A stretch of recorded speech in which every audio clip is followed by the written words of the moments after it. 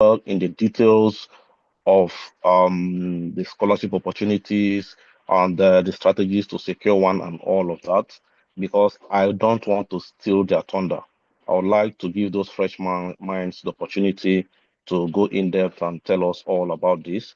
But I'm going to give a very high level talk all around generally unlocking your future and what scholarship can do for you. So if you go to the next slide, Maxwell.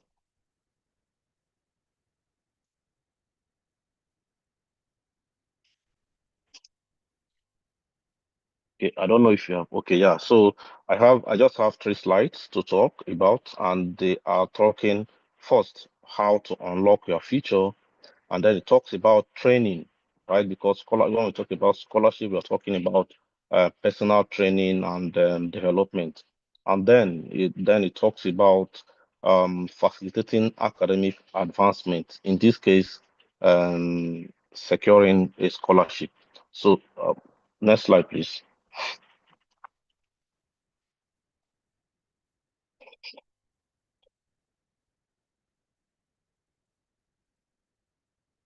It's a bit slow.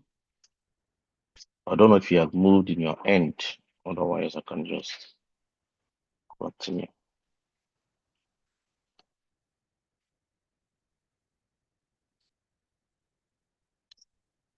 Yeah, Maxwell, have you moved? Okay, yeah, I can see it now. So, how do you unlock your future, basically? So, if you have a look at the image in front of you, you see the guy carrying the key, climbing towards his future. Unlocking that key behind that door is his greatness, right? And how do you get there? So, generally, for Sorry, what I've been sorry, able. sir. Sorry, sir. There's a glitch. Okay, you're not able to hear me, or you can. Hello. Okay, I don't know if it's just for me. There's a lag coming in. Please, someone else can confirm. Yes, we're on the right slide. Okay, okay, okay. Okay, and you can hear me clearly, right? Yes, we can hear Yes. you. Okay. So, I was talking about the young man climbing with the key, towards his own future and to unlock it and find the greatness that lies behind. And the strategies that I have, or the key points that I have enumerated to achieve that, one, you have to start with, you must have clear goals, right? I'm not going to come here to talk about smart goals just so that I'm not sounding like a broken record, but I'm sure we all know what it means as an individual or as individuals to have goals.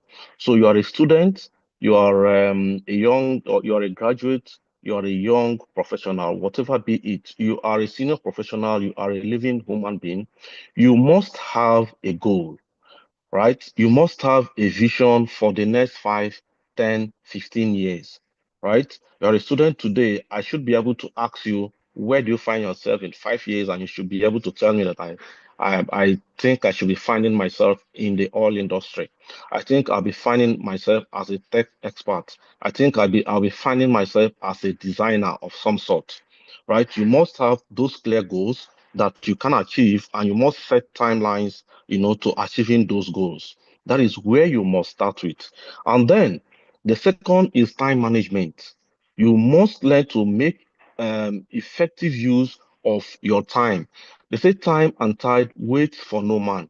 Every second of the time, every second that ticks, all the natural events and natural causes take their course, irrespective of the circumstances that are within you. So time is never going to for example, if jam is going to be written today, they are never going to postpone jam simply because you have not finished reading all the pages of the books you're supposed to read. No, it's going to go ahead and be heard, and the next one is going to be heard, is going to happen a year after. So 1 year is gone. So you must make effective use of your time. Make sure that you're spending your time around the goals you have set for yourself. You have a goal to become XYZ, and you spend a day. a week, a month, without doing anything towards accomplishing or toward in the step towards realizing XYZ. That is bad. You must be able to prioritize your tasks, identify what is important and what is what will help me complete the goals I've set for myself. Very important. You must you must at least you must avoid procrastinating. What you can do today, get it done. This is important for my goal, and I have chance to do it today. Don't keep it till tomorrow. Get it done. And you must um you must ensure that at every point in time you are adding up what you have done, and you are able to tick and say I am on the I'm on schedule in terms of the timelines I've set towards achieving my goal. So you have to set a goal, and you have, of course, set those goals, put timelines to it, and manage your time effectively.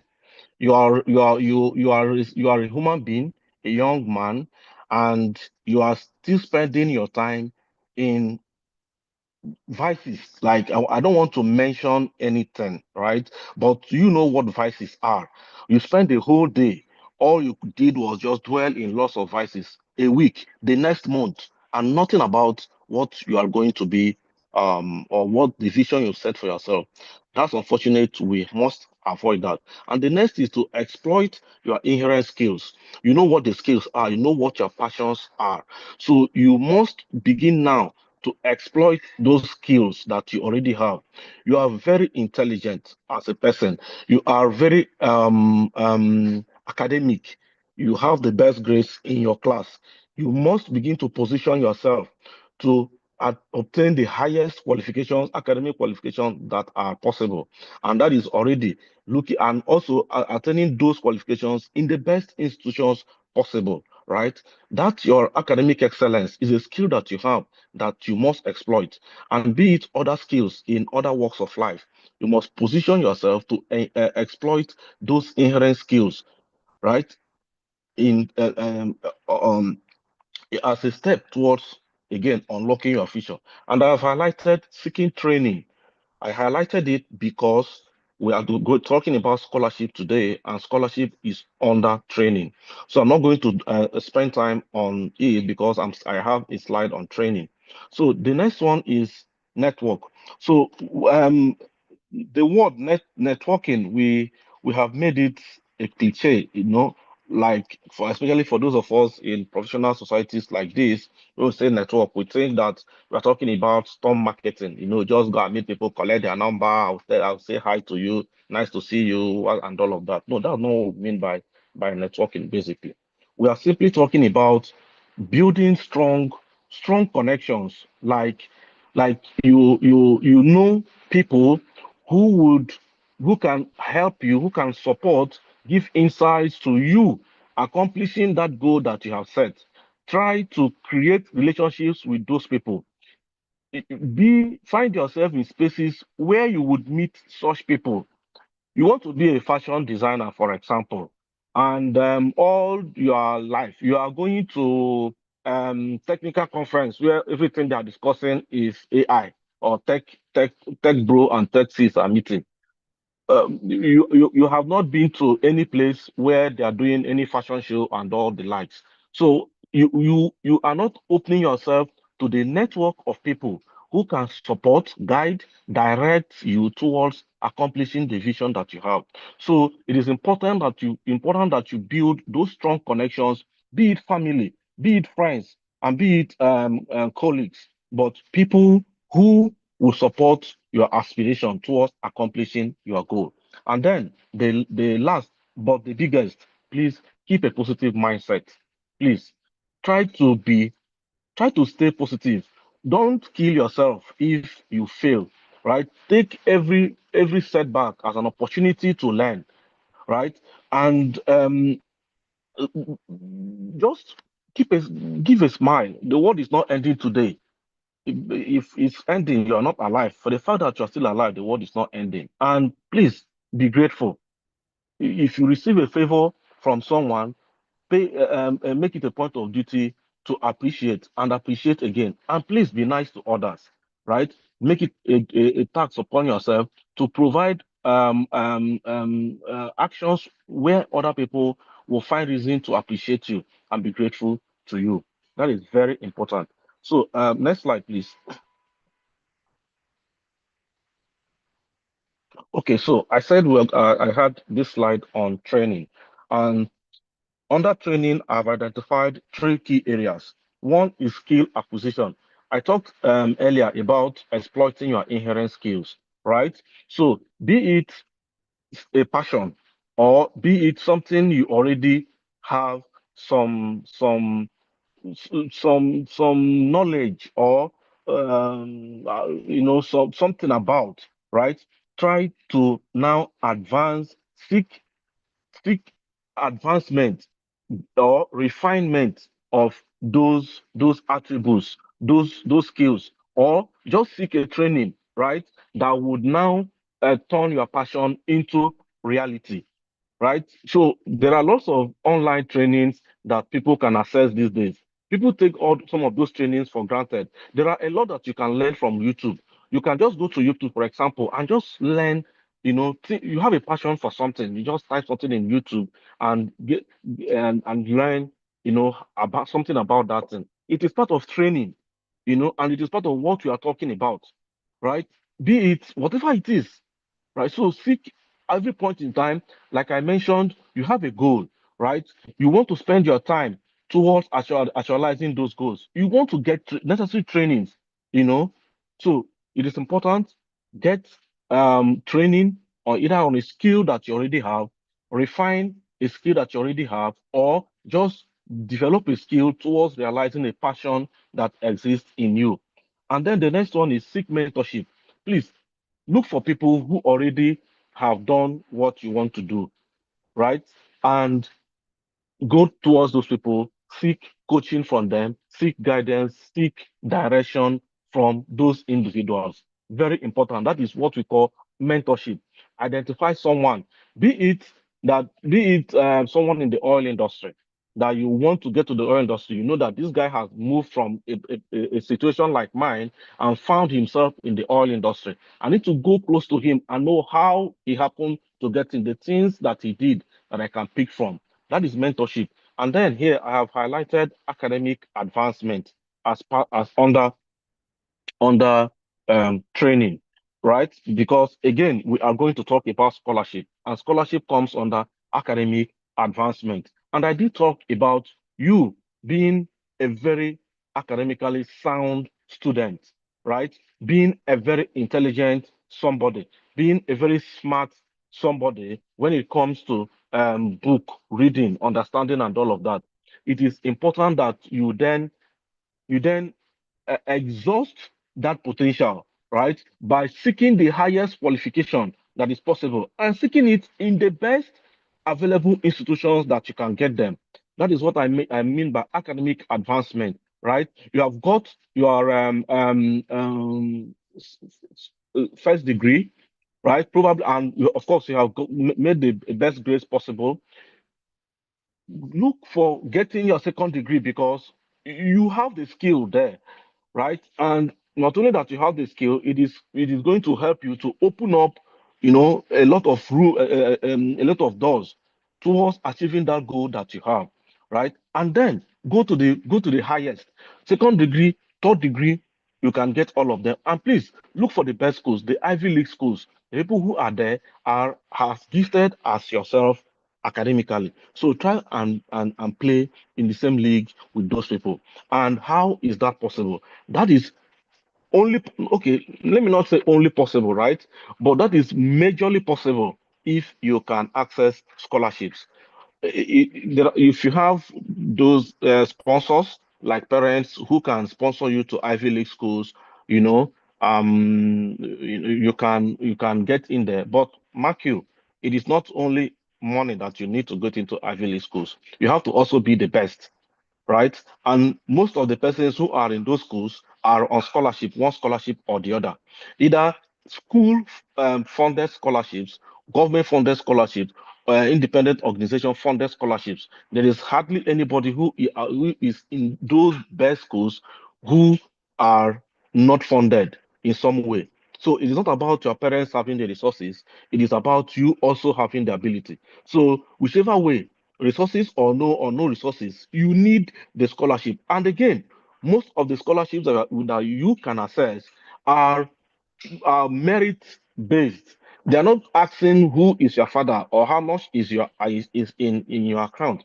Especially the scholarships that are school institution based, right? Let's say that Uniben has a scholarship. They are going to give that scholarship based on merit on to individuals who emerge best on the criteria that they have set. So if that individual becomes the son of Elon Musk, so be it. So um, it's scholarship is something that is open and something everybody should look forward to accessing in terms of advancing your in your academics and towards just exhausting your inherent academic potential. So then, if we go to the next slide, we'll now talk about scholarship, and then that will be it from me. So, and Maxwell, please, next slide. Okay, so this slide, and this is my final slide, is just talking about facilitating academic advancement by assessing scholarships. So, I did mention that I'm aware that there are lots of scholarships, and I'm aware that there are individuals who are here who will do a lot of justice to all those scholarships and the way to get into all of them. However, I have brought down just some tips, right, that you need to secure scholarships. One, you have to keep a strong academic record. I have mentioned before that scholarships are open to people who have who are in a large extent who are academically sound. When they look at your application, they're going to look at your grades from secondary school, your grades in the university, your what you have done academically, right? Once you are going, be it undergraduate scholarship, be it graduate scholarship, be it postgraduate scholarship, whatever it is, it is going to be a lot about what is your academic record. So if you're still in school and you have a gift, academic gift, please maximize your that potential. Make sure you secure the best records because it's going to be handy when in the future you want to seek that opportunity to advance that not that that gift. Now, start the application processes very early and start your preparations early. Those scholarships, most of them involve assessments, right? The people who emerge best or who are selected are the most prepared, always in everything in life. You might you might have just a stray luck that you didn't prepare, and whatever happens, you just meet all what is residual in your head. Fine and good, but that kind of luck doesn't happen all the time. You need to prepare. I did mention that my own story changed from the moment I was able to secure a scholarship. I didn't secure that scholarship because I was particularly the best in class. No, I secured that scholarship because I was among the most prepared. In the contest to secure that scholarship, I competed with the best in class, in my school. And that one was not successful because what I can say is that I was much more prepared than that one. So you have to prepare early. Today, you are in fourth year or third year, and you know that you're going to start to access scholarships. You need to start now to begin to prepare yourself towards getting the scholarship eventually. And again, there are timelines for all the applications. So if they say apply in 2 weeks' time, please apply today. Don't be the person who will submit your application at the end of the time. It is very important. And then prepare a very strong application and make a very compelling cover letter or proposal, whichever be it. Some postgraduate scholarships will need you to send a proposal. Everybody who is applying already has a strong academic record. Everybody who are applying have already prepared themselves, right? So these fine margins are the things that now take you a step ahead. Prepare a very, very sound application. When you read the application, such that you are smiling, you are like, oh boy, oh boy, oh boy. You read it again, you read it again, you read it again. You give it to the next person, let the person read. If the person did not, if the person wasn't wowed, if the person didn't say wow after reading it, go and do it again, right? Such that it wows whoever is looking at it. It is very important, especially when it is a postgraduate scholarship. Let's take for example, London Business School. I was assessing scholarship in London Business School, and I got to note that lots of the scholarships there are about the strength of the application, just how I can package my application, right? That is the highest of the considerations that is possible. So please package your applications to make it very strong and very compelling, and then build build a strong volunteer profile. When we talk about belonging to SPE, people wish it away. When people ask you what are the benefits of playing in, participating in, or volunteering in SPE, people want you to talk that SPE will give you tickets to US, SPE will give you allowance, and people want to talk about tangible benefits. My dear, please, if you have found yourself as a volunteer in SPE, or whichever professional society that you are in, or an NGO that you can easily volunteer for, please take that opportunity and volunteer in that society. It pays a lot. It's a lot. Like, you package your applications and you show a lot about what you have volunteered in SPE. For Christ's sake, you can get it unimaginable. A friend of mine, right, who left the country a while ago. He just called me like 2 days ago and he was telling me about an offer he got. And that offer, everything he told me was about SPE, about his all the accomplishments we made in SPE. I was even like, Shabina, this thing where we do now, him you don't use now, go get all this offer. So the thing about volunteering is that it showcases your leadership potential. It tells the person who is going to give you a scholarship or who is going to admit you in his school that this person who I am going to admit is already has the potential for greatness, because those schools want to churn out products that are great eventually. So please build a strong volunteer profile. Very important. And then the last but not the least, connect with scholarship recipients and alumni of target institution, right? They have told Mr. X have said that he got scholarship to school in so and so place in Heriot Watts or Imperial College or Stanford, or whichever be the case. What are you still waiting for? Get his number. Start talking to him. Connect with him. In this meeting, you have seen that people graduated from school and they have found themselves in so and so school in US, so and so school in London and all, and you are still waiting for what? Please connect with them. Find out how they got that scholarship. Find out what the school is about. Find out when to start applying. Find out how their experience is. Begin to just find yourself like as though you are there. Talk about the school as though you have been there before. Talk about the process as though you just took it yesterday. Get very much acquainted to all that processes. It helps, right? It sharpens your mind and your alertness to the application. It sharpens your alertness to prepare, and it gives you an edge in the competition.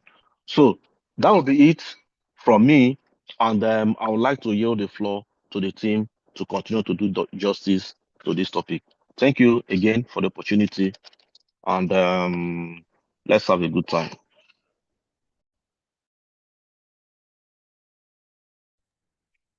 All right. Thank you so much, section director, for that wonderful keynote.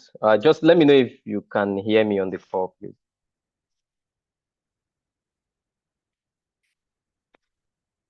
Yes, I can hear you. All right. So thank you so much, sir, for that very, very succinct keynote. Um, my books are full already, and I'd like to believe people are already picking extra papers wherever they are. So I would take over from Maxwell at this point. He's having a bit of network issues.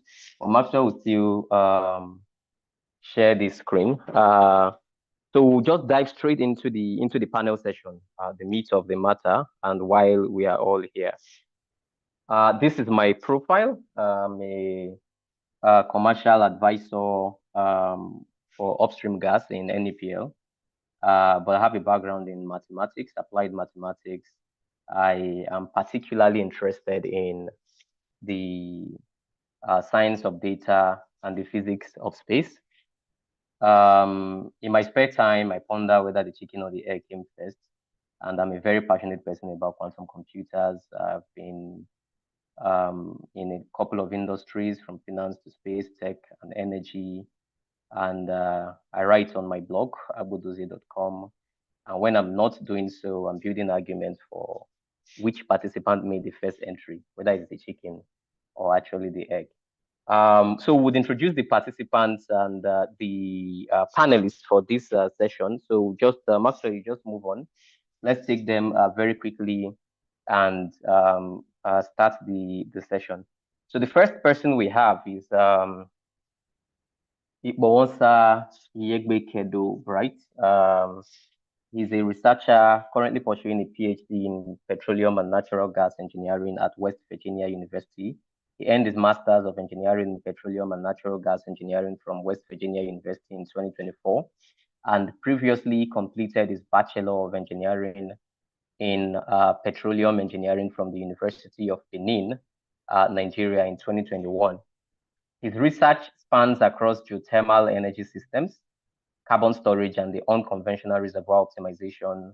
Wright's academic excellence has earned him some accolades, including being recognized as an outstanding master student in 2023 to 2024, and the outstanding PhD student 2024 to 2025 by the West Virginia University Petroleum and Natural Gas Engineering Department. He has received national recognition for his work, including the first place award at the American Association of Drilling Engineers Annual Operators Forum and the Society of Petroleum Engineers, American Association of Drilling Engineers Joint Pint and Posters events for his projects on geothermal direct use and enhanced geothermal systems, where his research received high praise from panels of industry experts. His work has led to peer-reviewed publications in reputable journals. Bright was selected to present at the Stanford Geothermal Workshop, one of the most respected venues in geothermal research. Furthermore, he was chosen as one of the only 8 students nationwide to present at the Shale Insights 2025 University Research Showcase, where he will be recognized for his outstanding contributions to shale development research. In addition to his research, Bright serves as a peer reviewer for the journal Frontiers in Earth Science, contributing to the scientific community by evaluating quality and impact of submitted manuscripts. Bright continues to drive innovation in geothermal energy, carbon storage, and unconventional reservoir optimization. Indeed, Bright is exceptionally bright. We'll move to the next panelist, and that is Teniola Odunaya Adebanjo. Apologies if I didn't get the name correctly. Yeah, she's an MSc Texas A&M University, USA. Tenny is an engineering major, working as a procurement specialist at Solar Turbines, a Caterpillar company. She's passionate about supply chain strategy, project management, and driving sustainable solutions in the energy industry. She enjoys optimizing procurement processes, collaborating with global teams, and delivering real value through innovation and accountability. So for awards and accomplishments, she's been a recipient of the Dean's Merit Award, Texas A&M University, Kingsville, the Professor Waras Prize for the Best Graduating Female Student in the College of Engineering, Benin-City University, Okada, and NSBE BCA affiliate scholarship recipients, and then NSBE graduate student scholarship recipients. Profound indeed. Let's move on. The next is Emmanuel Obasi, a petroleum engineer and machine learning engineer, currently a midstream production engineer at Schlumberger, USA. With a strong background in reservoir and production engineering, Emmanuel also integrates advanced data-driven methodologies with traditional petroleum engineering principles to optimize hydrocarbon production and equipment reliability.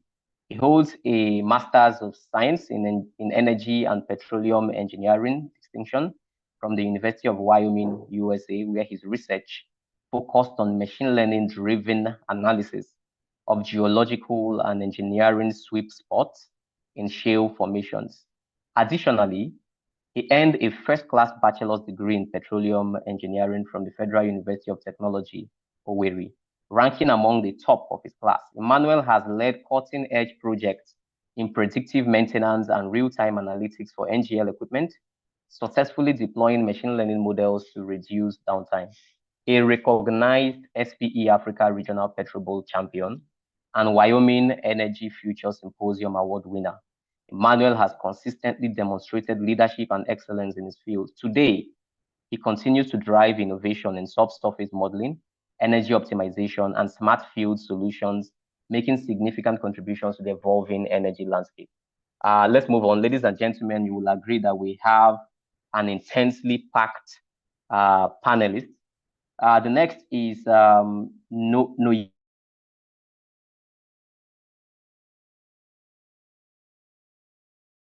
multidisciplinary background in the energy sector, spanning petroleum engineering, renewable energy, and data science. A first-class graduate and former president of the SPE at Imperial College London. He holds sponsored advanced degrees in geoenergy with machine learning and data science, as well as renewable energy engineering from Imperial College London and the University of Aberdeen, respectively. He is passionate about the intersection of energy, sustainability, and policy to ensure the balanced trilemma. Key interest in subsurface engineering and energy policy. He brings to the panel a dynamic perspective on the future of hydrocarbons, low carbon innovations, and youth engagement in energy governance. Let's move on. It's great to have him. And my very good friend Haruna is a driven and accomplished professional with a track record of leadership, innovation, and impact across the energy, technology, and consulting sectors. He's currently pursuing a PhD in energy systems and transition at the University of Oxford, where his research focuses on integrating emerging technologies to solve critical challenges in energy systems, particularly low carbon fuels and infrastructure optimization to advance the global energy transition. Previously, as a senior technology consultant at Africa's largest conglomerate, Haruna led enterprise digital transformation across multiple subsidiaries. He now works as a freelance management consultant, advising governments and businesses on sustainable development, energy innovation, and climate resilience across both developed and developing economies. It's great to have you. And James Ale, the exceptional James Ale, is the young engineer, a highly decorated scholar, and leader who made history by breaking a 54-year record at the University of Benin with a 4.98 CGPA. He is a passionate advocate for academic excellence and personal growth. James promotes the philosophy that education is not a scam, displayed in his achievements, which have earned him recognition from elites across Nigeria and beyond, bringing multiple awards, financial awards, and opportunities to connect with esteemed professionals. He was recently named as the ambassador of Edo State's Education Universal Basic Education Board, BEB. He has worked as a graduate trainee at Cypher Crescent Limited, Schneider, and Schroeder Services Limited. Graduate training, teaching assistant in University of Benin, and intern at Ganco Energy Services. James earned over 8 prestigious undergraduate scholarships. James also served as class representative, departmental president, SPE president, and parliamentarian with a good track record of his leadership. Recommendations from his lecturer contributed to him being selected out of over 18,000 applicants worldwide as one of the 100 participants at IPTC 2024 in Dhahran, Saudi Arabia. He is the founder of the Goal Getters Forum, where he believes students can achieve similar or even greater success by prioritizing. Okay, so that wasn't completed, but James has so much that he will dispense in the panel session. He will complete it when we get there. The next we have is Khadija Ibrahim Suleiman, is an academic lecturer and researcher, currently pursuing a PhD in energy process engineering. Her research interests focus on energy management, carbon capture, and storage. With a strong passion for energy research and education, she holds a master's degree in petroleum production engineering from Robert Gordon University, Aberdeen. She obtained PTDF OSS scholarship for her master's and PTDF DAAD for her PhD program. In addition to her academic pursuits, Khadija is committed to advancing sustainable energy solutions and advocating for girl-child education. Through her work, she aims to contribute to the development of innovative energy strategies while promoting inclusivity and empowerment in STEM fields. It's great to have you, Khadija. Maxwell? All right, so we have Alamin Kamis. He's a passionate and results-driven professional with a strong track record of innovation, leadership, and measurable impact in sustainable environmental engineering and remediation projects. His work bridges academic research and practical application with a focus on sustainable solutions to pressing global challenges. Alamin holds a bachelor's degree in petroleum engineering from Benin-City University, Okada, Edo State, where he actively represented the university in both local and international competitions. He also earned a master's degree in environmental engineering from Sharda University in India.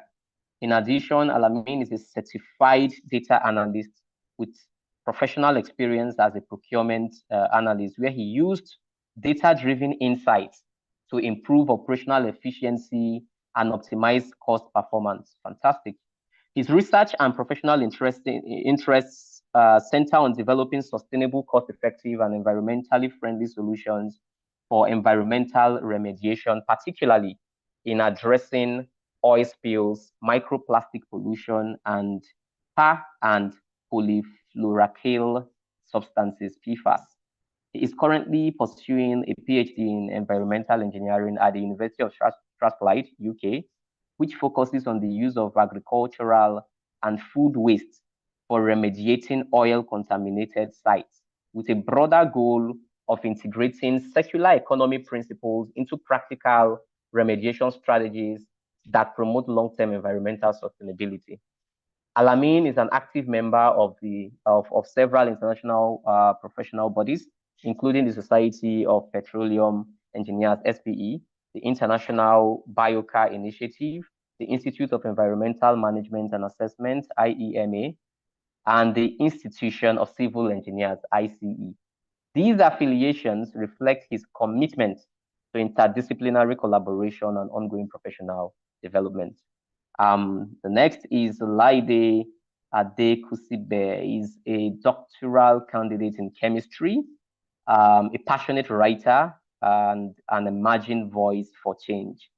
Blending scientific insights and experience with creative expression, Laide uses storytelling to inspire curiosity and advocate for a more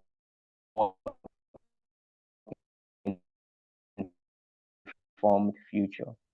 Exceptionally bright minds for this panel session, and I can't wait to get into the meat of the conversations. I hope you are ready for what is coming to us this evening. So I think without further ado, we will dive straight to it. The theme of the session is really unlocking the future.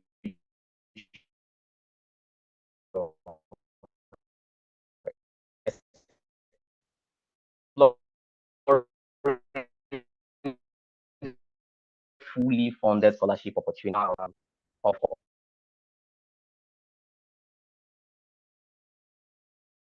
views, or I mean, even though yes, tuition-free education is in the heart of London and America, they represent something that is profound. They represent an alchemy of merit, of vision, and geopolitical insight, right? We live in a world that is increasingly shaped by who has access to knowledge, to networks, to information and opportunities. You see, and in this high stakes game of global influence that we play, a fully funded scholarship is not just a lifeline, it is a bridge to all the things that one can dream of. And you see, what they don't really tell us about the glossy brochures and the scholarship fairs, robotic resumes. It's about stories, it's about insights, and they look for people who have audacity, who, who, who understand that we have here to tell us, deeper insight into the patterns, the journey, the choices, the stories that lie in the secrets, right? And if you are lucky and daring enough, you might just unlock your own future in the process. So I invite all of us to listen very closely, and as we begin this session. So I don't know. Okay, the network is bad. I would have said we should turn on our camera so that those online can see us. But we can just go ahead. If we can do that, just try and see if I can do that myself.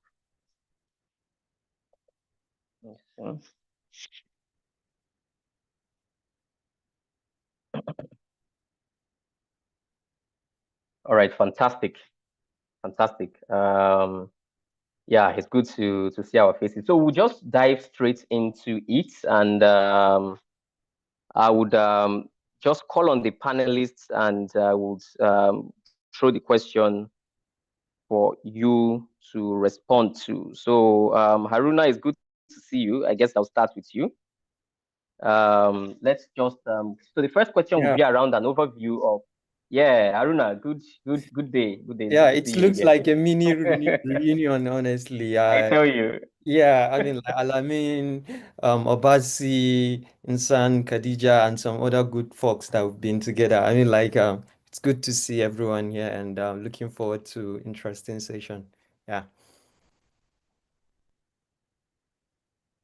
All right, Haruna, it's actually good to see you and everyone's faces. So I will just start with the first question straight up. Just a quick overview of the scholarship you are on and what makes it unique, right? What scholarship are you on? Let us know, and what makes your scholarship unique. My name is Haruna. Currently doing my DPhil, which is like PhD in Oxford. Currently on PTDF scholarship. Before then, I was on MasterCard scholarship at Cambridge, but I eventually moved to Oxford because I've already done my master's. So a short overview of the scholarship is I think PTDF, if you are in Nigeria, you like definitely come across someone that has won the scholarship. So basically, PTDF has different categories. You have in-country and you also have overseas scholarship. The overseas scholarship, I think it's more structured in such a way that they already have it has been going on for a very long time. So basically, they'll open application, you send your application, then you get to the interview stage. So I mean, the main requirement for masters, they will ask you to have a 2-1.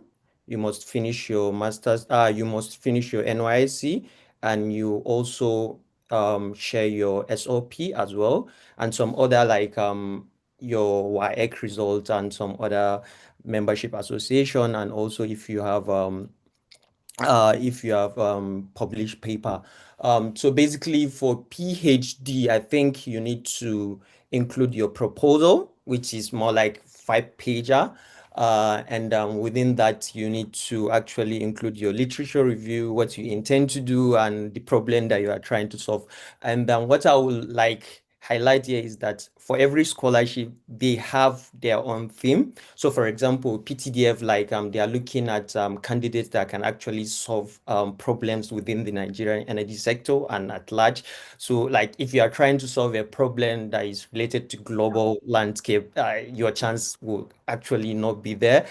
So all your answers, all your questions, all what you are trying to solve must be tailored towards solving Nigerian energy landscape.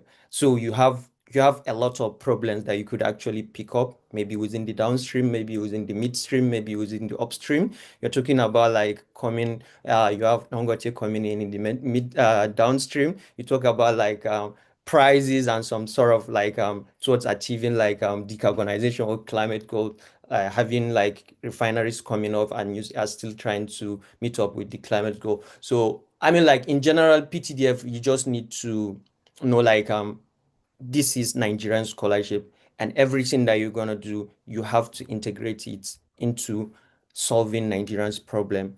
Let me not really take much time. If you have another question, that's an overview. So let me give you like an instance. Like, so if you apply, you make it to the interview stage. So the interview stage is just like 5 to 10 minutes questions.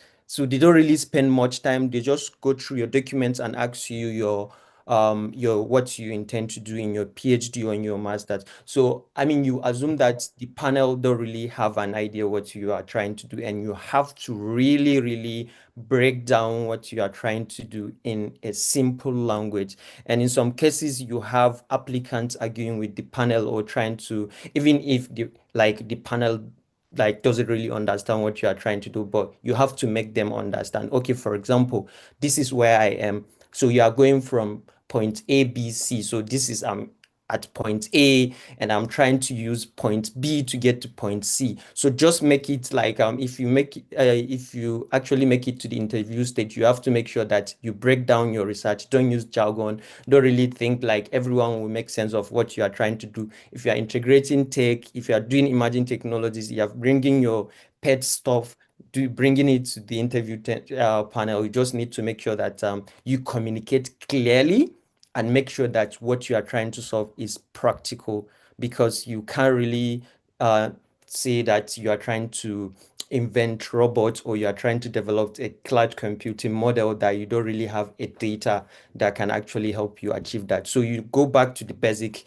you understand what you are trying to do, and you understand like what are the gaps and what are the requirements that you are trying to solve. And I think that's briefly about PTDF. So for MasterCard, I think they have in Oxford and also for, Cambridge as well. So the process is more like you first apply for admission in the school. So after you pass the admission stage, which when you get the admission, you move to the scholarship level. So the scholarship level will ask you some like questions, just the way other scholarships are doing. You write essays, you do interviews, and eventually, if you are lucky, not really lucky, if you go through the process because you deserve it, you get the scholarship, which is fully funded as well. That's the short overview of this thing. Thank you. All right. Thank you so much for that response, Haruna. And I believe people are taking notes. So guys, if you have questions, just keep them. And at the end, we'll entertain one or two questions from participants in the chat. You can even drop them in the comment section. We'll pick some of them and take them later. So very quickly, we'll throw the next question to Khadija. Khadija, is good to have you. And I'm really proud of what you do with integrating the girl child in STEM and the efforts you put into that. So the next question is to you, and it's just to see, to give us an idea what the differences are between some of these scholarships, right? A couple of persons have seen some scholarships from Chevening to Rhodes to Fulbright. Right. So what are the differences? What are the key, just in very short summary, the key differences between these three scholarships? Good evening, everyone. My name is Khadija, as our moderator just introduced, and currently I am doing my PhD, and yes, I am also a scholar like Mr. Haruna from PTDF. But before getting PTDF, of course, I've had experience applying to other scholarships. I've tried Commonwealth, I've tried Chevening, I've tried there are other scholarships like Schlumberger Foundation, which is also like for PhD alone.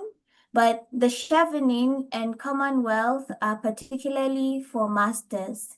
So the categories differ. So for example, for MasterCard, Chevening, Commonwealth, you have master's category, but you also have PhD category for Commonwealth.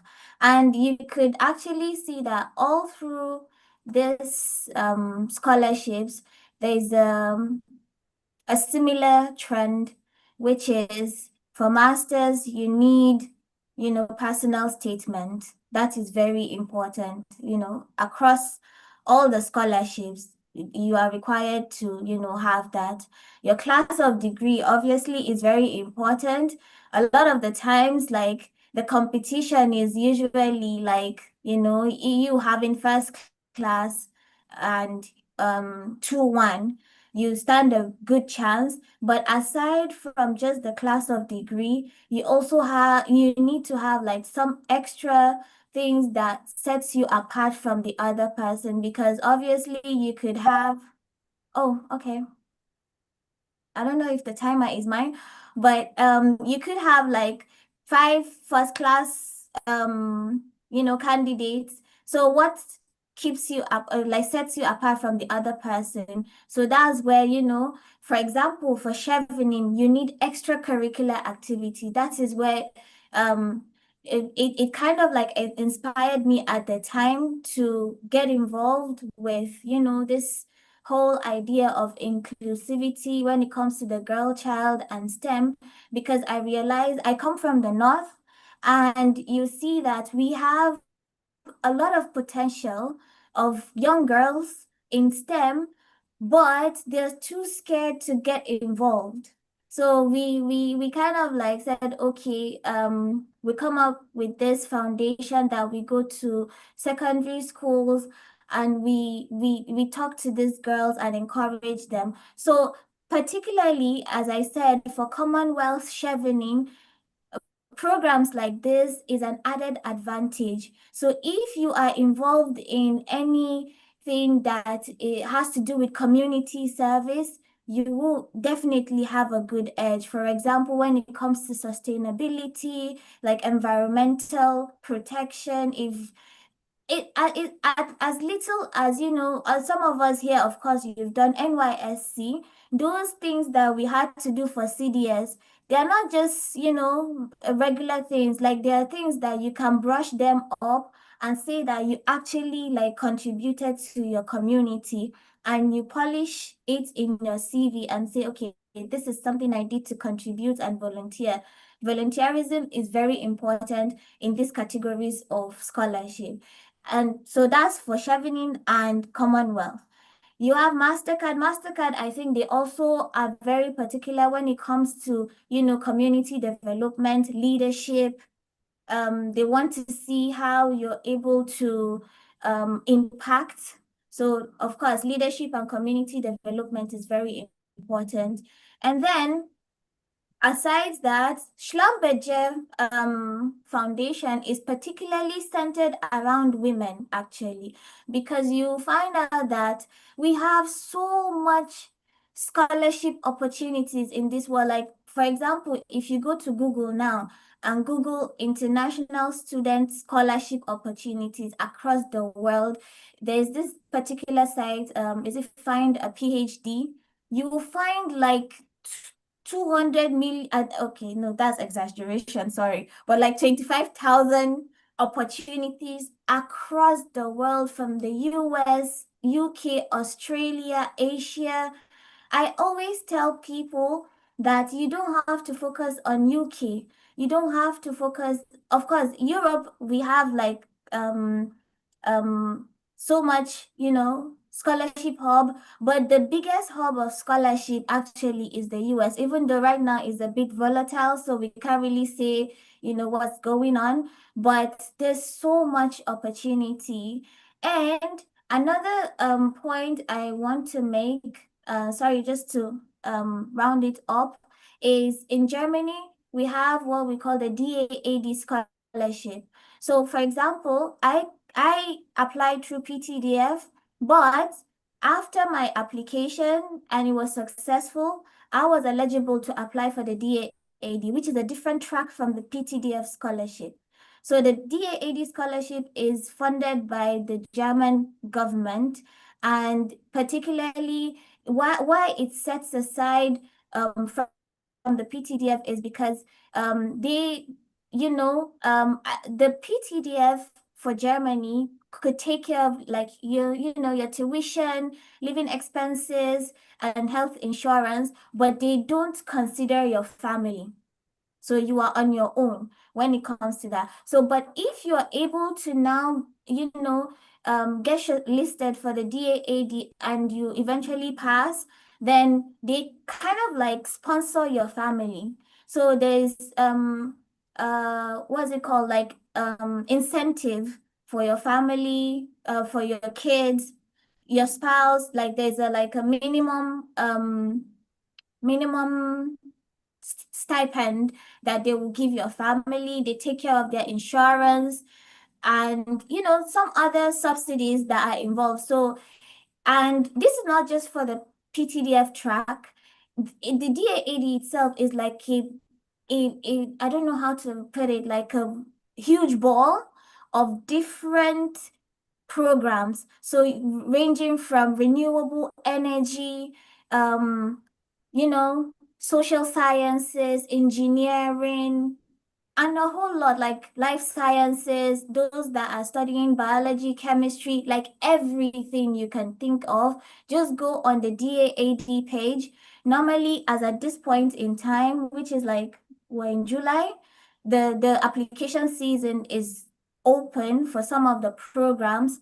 And yeah, I believe like we need to start opening our minds to the possibilities of other, like several other scholarships. Like we shouldn't be fixated on, whether, well, as Nigerians, the one that we know is either PTDF, NDDC, I don't know, like the other ones, like Chevening and Commonwealth. There are so many others. And yeah, I think I've said probably too much. I don't know, but yes. All right, you. thank you. Yes, thank you so much, Khadija. There were a lot of insights in all you have said, and I'm sure that people are taking notes of this. And indeed, I'm happy my sister is on this call. You should take notes. Thank you. All right, so we'll move on to Olaide. And Olaide, is really good to have a researcher in chemistry. Chemistry has Thank you. always fascinated me. Yes. So the next question is actually on the difference between graduate school scholarships and research-based scholarships. So yeah, people just want to understand, some of these scholarships are like, you focus on research, and there are some of them where it's more, how do I say it now? Like teaching, right? So just the difference between these categories of scholarships, if you can shed light on that. Thank you. Okay. Hello, everyone. Thanks for having me. I'm Olaide Adekusbe, doing my PhD in chemistry in Tulane University. So thanks for that question. I would say it varies with department. And because for my department, chemistry, I know there are other departments too, that it happens that way. So when you're talking about research assistant, like when you become a research assistant, that means you have maybe some experiments, lab work to do, which I know, for example, let's talk about computer science. They also have some lab that they supervise, like they do. And for teaching, you may be doing it too. You may be a research assistant as well as a teaching assistant. And so that is dependent on the availability of funding. For example, like when I first came in, I was a teaching assistant. I mean, there is a place where they require that you have that experience, like when you teach, you have that teaching experience. There are some departments that you are required to teach, like maybe for the first 2 semesters, and then they will put you on RA for the rest of the time you'll be in school. You understand? So that's why I said it's department based. And sometimes there are some departments where you would be a teaching assistant, and then it is dependent on funding. You might still have to be a teaching assistant along the line in your program.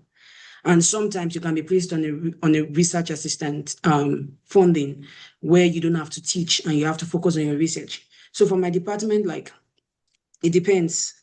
You can be a teaching assistant, and if your PI has a funding, then you can be a research assistant for the rest of the program.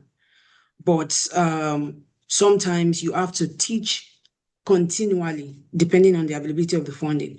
So it means that in the place where you have to be a teaching assistant and a research assistant, I mean, especially for PhD program, like for master's program, there are some, you technically have to focus on the coursework, depending on the type of master's you're kind of doing. If it's MSc, most likely you're going to like focus more on coursework. If it's MPhil, which is kind of related to like PhD, it's going to like get you experienced and prepare you for PhD. Then you're going to like kind of do maybe research as well as coursework, but more focused on research.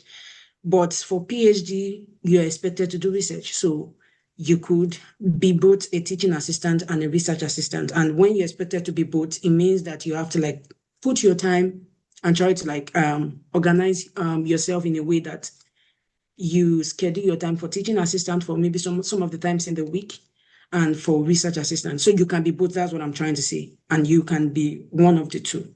So I would say like funding is what determines if you likely be one based on my experience or both. So you can be a teaching assistant as well as a research assistant. So I don't know if I've answered your question. Yes, you have, and thank you so much. So it's not one or the other. It could be a combination of both, and there are criteria why, I mean, for being either of them. Thanks for that, Olaide. So the next question will go to Bonsa, who just to let you know, I'm occupying your city right now. I'm in Benin, and that is sort of tied to the question I actually want to ask, right? So, what is the role of demography, right? What's the role of I mean, what role do where you come from in terms of the country you are from play in determining whether you get a scholarship or not? You get what I mean? Like, do these scholarships prioritize certain areas over other areas? Okay. Good evening, everybody. My name is Bright. I'm currently on my PhD in petroleum and natural gas engineering in West Virginia University, USA. I did my bachelor's in the University of Benin.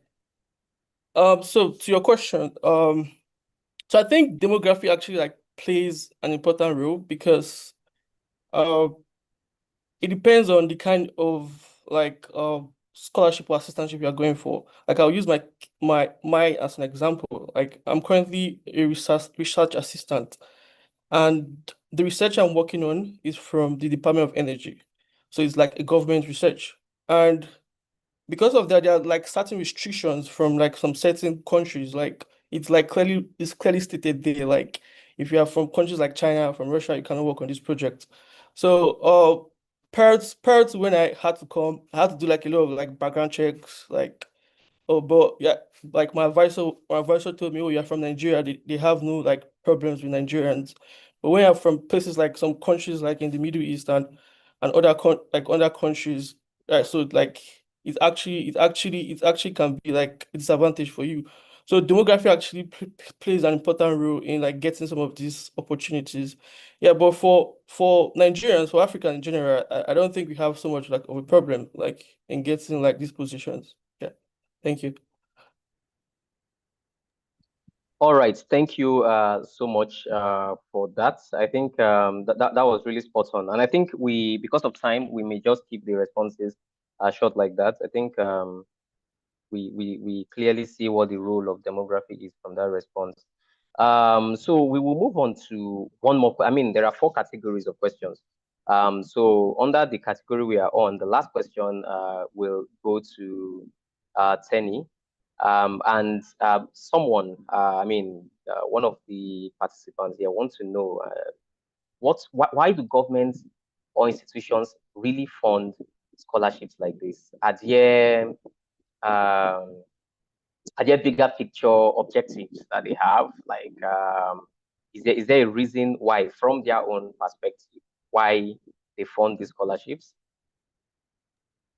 Hi, everybody. Good afternoon, good evening. My name is Daniela Odunaya Adebanjo. And to answer that question, yes, there is always a motive behind every action, whether positive or negative. And I would say that sponsorship or scholarships are given out to get or coerce great minds. For example, in the US, they give out scholarships because they want the best of the best in different countries to come to their country to help build the economy. So for different schools, different schools go for different competitions and they always want theirs to be the best. So if they give out scholarships, they want the best students to be in their school to help them, win competitions, get more grants, get more recognition. Because if you know, in the US, they have like ranks. So it's a competition. Schools want to be ranked number one, and a school is a combination of the people in it. So these scholarships help them to get the best of the best is basically what I would say. So yes, the answer is yes, there is a great motive behind giving out scholarships. I hope that answers the question. Yes, actually it does. Actually, it does. I think that clarifies things. Thanks you so much, Tenny, for that very succinct response. We'll take one more under this category. I almost missed, but very important. And that will be going to Unsan. I don't know if I'm getting the name correctly, but so this question is on Don't worry, you're not the first. So, Unsan but is this fine. question, yeah, thank you. So this question is on post-study obligations. There are usually and we see this a lot where even at the point of traveling, or even if you're traveling generally outside the country, there's the fear, there's the worry around will he come back and all of that, right? So do these scholarships come with like obligation, like post-study obligations typically, like you having to return back to your home country, or even specifically determining the sectors you will contribute to when you come back, or things like that. And what are the prospects of working after your scholarship in wherever you studied? So that's the question here. Okay. Thank you. Thank you very much for the question. Good day, everyone, and thank you for the opportunity to appear here. I think I'll start by saying when they asked us to send our profiles, I probably Jones, so there are some details quite a number I skipped, and then when they were reading everybody, so I was like, okay, I actually best off here or something, right? But it's a pleasure. So I think one of the things I skipped was the fact that my first MSc at the University of Aberdeen was sponsored by the NLNG and also PTDF for my MSc at Imperial. So for NLNG, we had to take like an exam, the normal DRACnet exams. And then I think they selected 10 of us in the end. But one tall order was IELTS. We needed to have like an 8.0 and above IELTS. And the thing is, sometimes you're writing IELTS at a time where you don't think you'll be applying for a scholarship like NLNG or something that pleases a tall order to that. So I think what I want to highlight there is the importance of doing everything well wherever you have the opportunity to do it, right? Don't just write an exam and say, oh, they need 7.0, so you've gone for 7 to get the admission. You never know where you can use that to put your pitch your tents, whatever the case be. So yes, that said, for NLNG, it's a company, and at the time, that was in 2022, the President Buhari governments were very unhappy with the fact that a lot of people were leaving the country, being jailed, and they were very specific about telling us, look, you have to come back to Nigeria, right? Then again, you also have to consider the insights that Teniola drops in answering our question. where she linked economic prosperity with increased research. And there is a direct linkage between R&D and GDP, because if you don't have increase in your R&D, you don't have production, and production is directly proportional to your GDP. So that's how it links. And the point of saying is that our country, Nigeria, comparatively may not be the most productive of them, right? And that informs the fact that there is a lack of manpower in it. And the lack of manpower has a debilitating effect on like the industries that we have, that then erodes the opportunity for employment for credible candidates. So it becomes a conundrum, basically like a debacle between, look, do I go back? Where do I get to work? What are the opportunities to apply the skills? And at the same time, nation building. So you have to like pick between them. So do the opportunities match the skills that are available? So, but in a nutshell, I think to be a case of, bridging both ends. For NLNG, they were very particular we should come back. But at the time, I'd gotten another scholarship. I was already offered a PhD at the University of Aberdeen. So in my case, I had options, right? And we came back to Nigeria, and because they wanted to see that they had stamped, for legal reasons, they can tell the government, look, we send people to the UK and they've come back. Anything that happens after that, we are no longer concerned with them. But then that highlights things. They were able to get us back to the country, but there was no plan for a follow-up. What do we do when we get back to the country? Right. So that's always the problem. And if you, just as we are in SP right now, the major companies recruit once in 6 years. So do I come back for my master's in 2018 and wait till 2024 when there'll be the next recruitment or something? And the indigenous companies that recruit are recruiting in minute numbers, 1, 2, 3. How about now? So that's the thing that's there. So I think it's a case of, yes, there are these embargoes that are put in place to return back to the countries. And yes, you have to return back most times. But then there are specific cases where you have tenable reasons to return where you are. Because at the end of the day, the world is a global community. The input of your research in America might have a ripple effect in Nigeria as well. So you have to also view the world from that perspective too. So you can tender to them, look, I've got a job here. I'm helping the energy industry here, whatsoever the case would be. And that same company perhaps carries out CSR in your country. So one way or the other, it's linked. So yes, I think the short answer is people are asked to come back. But there are instances where when you have tenable reasons that you've gotten a job, you're contributing into the economy of that said country, you're allowed, because the world is a global village. That Nigeria sponsors you to the UK doesn't necessarily mean that you must come back and give back exactly to Nigeria, right? In one way or the other. If you give back to the energy sector in the UK, you're giving back to the global energy sector. And it also allows you to build international competence that can again be transferred back to Nigeria at the later stages of your career. So there are so many ways to look at it from the spectrum of the state. For me particularly, yes, PTDF, in terms of PTDF, yes, PTDF also brought that embargo. We had to come back, but I got a job as a reservoir engineer with the company I work with, and I tendered it to them, and that looked like it was feasible enough for me to remain. So I don't know. I hope I've done justice to your question. Yeah. Yeah, absolutely, absolutely, I understand. You have, and I think this is a question on a lot of people's minds. And really, you have showered a lot of light. I think one thing that stuck out for me is the statement you made that there is a direct link between R&D and GDP. And indeed, a lot of people don't see that link very easily, but it's there, and I'm happy you emphasized it. The next question will be going to Alamin.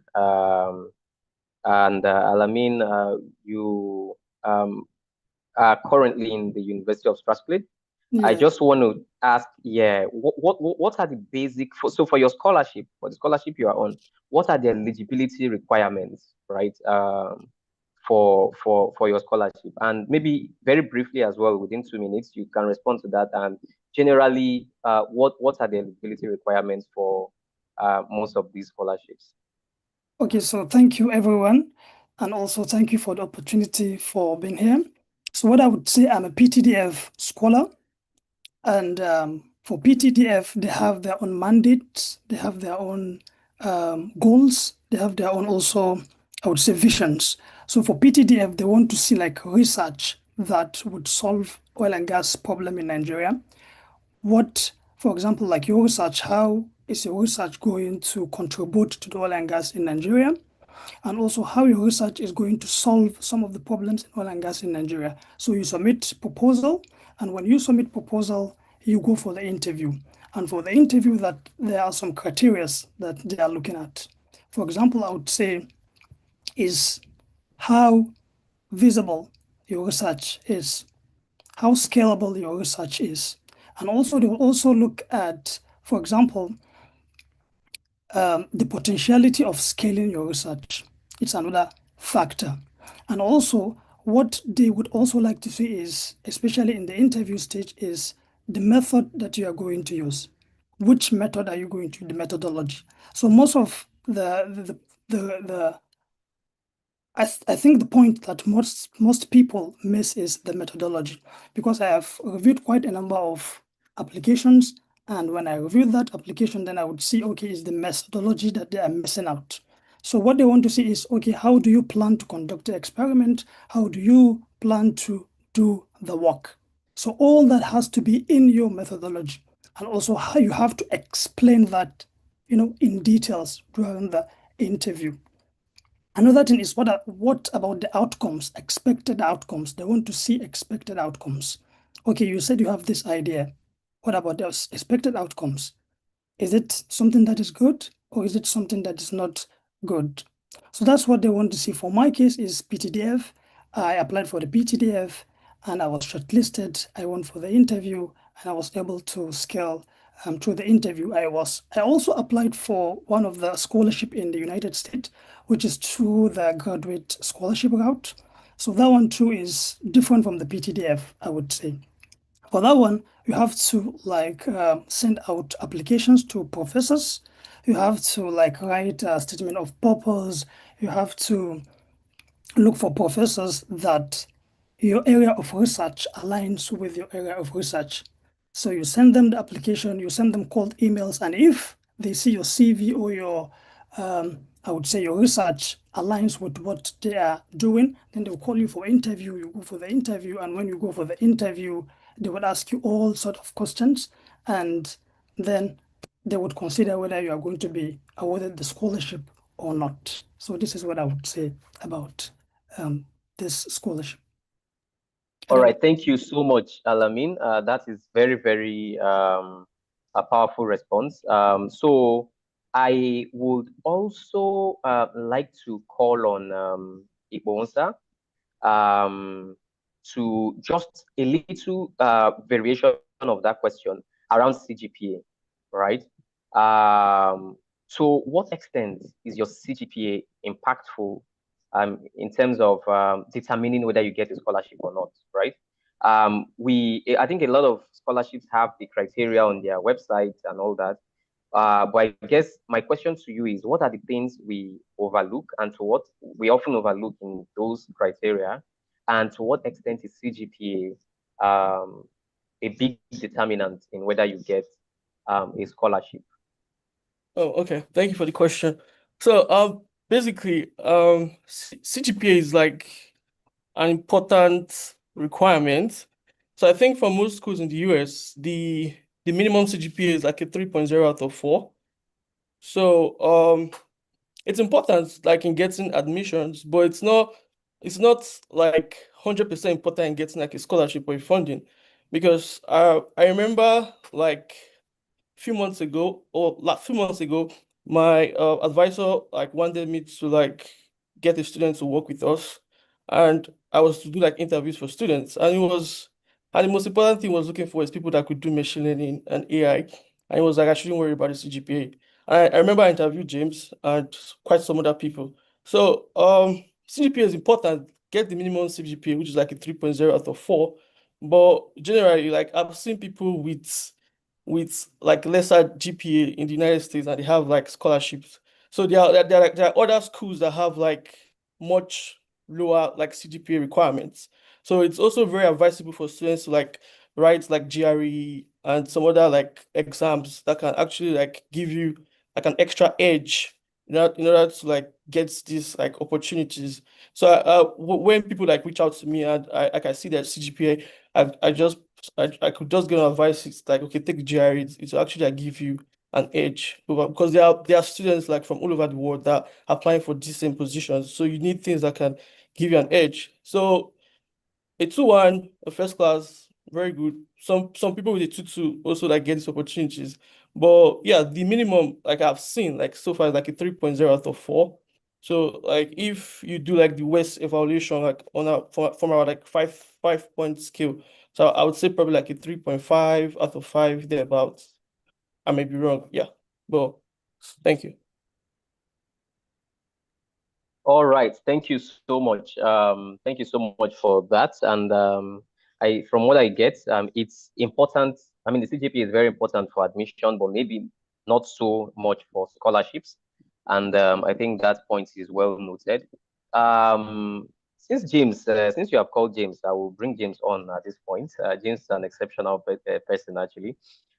So James, the question to you is: can undergraduates apply for this scholarship, or are they mostly for postgraduate studies? Okay, thank you very much. My name is James. Please confirm you can hear me. Yes, Okay. James, I can hear you. Okay, okay, thank you very much. Once again, thank you for the session. I think most of our speakers have done justice to most of the questions.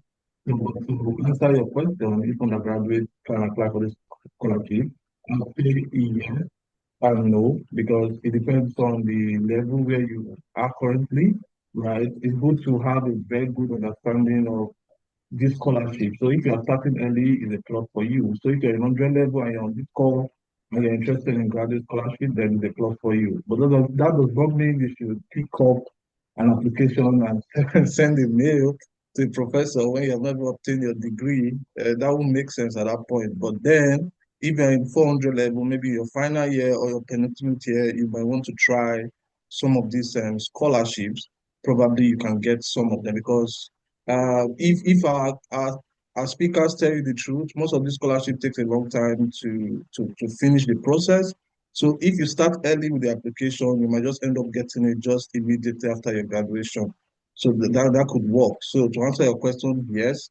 But then again, scholarship is not just for graduate students. You can also have scholarship for undergraduate students. So I know majority of students who are here, some of them are in 100 level, in 200 level. So I can tell you for fact that yes, there are scholarships meant for undergraduate students, and there are also scholarships meant for grad students. There's a reason why it's meant for grad students. Only when you are done with school can you apply for these scholarships.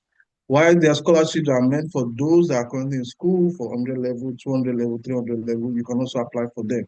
So that I don't take so much time, what I did personally was to compile a list of these undergraduate scholarships in a Word document, right? I also make a list of grad scholarships I also know. I also compile them in a PDF document. I think I have a database of these scholarships. I would send them to our section chair and our programs chair. They will forward it to as many of you who have registered for this event. That way you can look through these requirements and the scholarships that are available, and hopefully it will be of help to you. Thank you very much. That's my response to the question. Thank you so much, James. Thank you for that response. And I think it's very articulately put. The next question will go to Mr. Emmanuel Obasi. And this question is, I mean, I see that you currently, I mean, you're into machine learning and you are currently working in the US. So this question is actually on the subject of work. To what extent is your work experience, right, a determinant in getting some of these posts, I mean, these scholarships for grad school? To what extent does your work experience, your leadership roles contribute to it? Right. Thank you. Confirm you can hear me, please. Thank you. Yes, Emmanuel. Okay, so the question is, to what extent does your work experience contribute to getting scholarship, right? Absolutely, yeah. So I mean, getting the work experience is very important. I feel it's important in my field. I'll share an experience with you. When I was in Nigeria preparing for graduate school, that was in 2020 COVID, right? So I had a couple of interviews with my potential PI, and something that was very much important at that time that stood out was the fact that he went through my resume, my academic resume, and saw that I had some level of experience working on what he was doing at that time. So, and that experience was built with a particular company I was working with here in Nigeria. So I had work experience related to my potential research that I was going to do here in the US, and it gave me an edge because you already know what they're doing, you have hands-on experience. You may not necessarily have a very in-depth research overview, right? But again, the requisite skill sets is there, and you can catch up things very fast. And like I always say that graduate school is, you're competing with a lot of big persons. You're competing with the Asian community, the European guys, and all that for a particular sport. So do whatever you can to give yourself that edge, right? And so that is my mindset, and it was very important for me to have those experiences, and those experiences were something my PI was very impressed with when I spoke to him a couple of times. And yes, please, as much as possible, garner the experiences, work experiences as possible in Nigeria. Don't just say because you're applying for graduate school or you want to gain scholarship and you stop doing work or you stop working.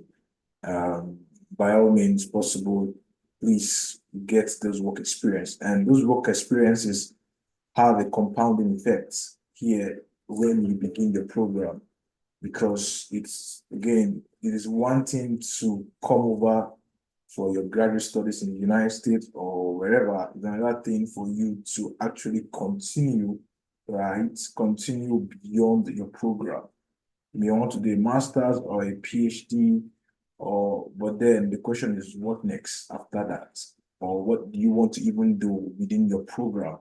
And so those experiences would help you get an internship positions in school, outside school. It's going to help you get job opportunities if you want to move beyond your program here. So yes, those work experiences, they play a very good role in getting scholarship. Thank you. Thank you so much, Emmanuel. Honestly, I am super saturated with information right now. Super saturated, and I believe a lot of our audience also are.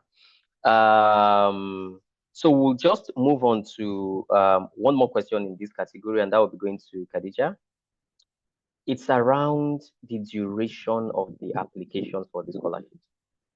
James has sort of hinted already on, the length of application. So it takes a while. It's a cycle, right? Before you start and end an application. So typically, within a minute or two, can you just give us an idea of what the typical duration is? When is the best time to start if you are looking to get into school, say in January, for example? Thank you very much for the question.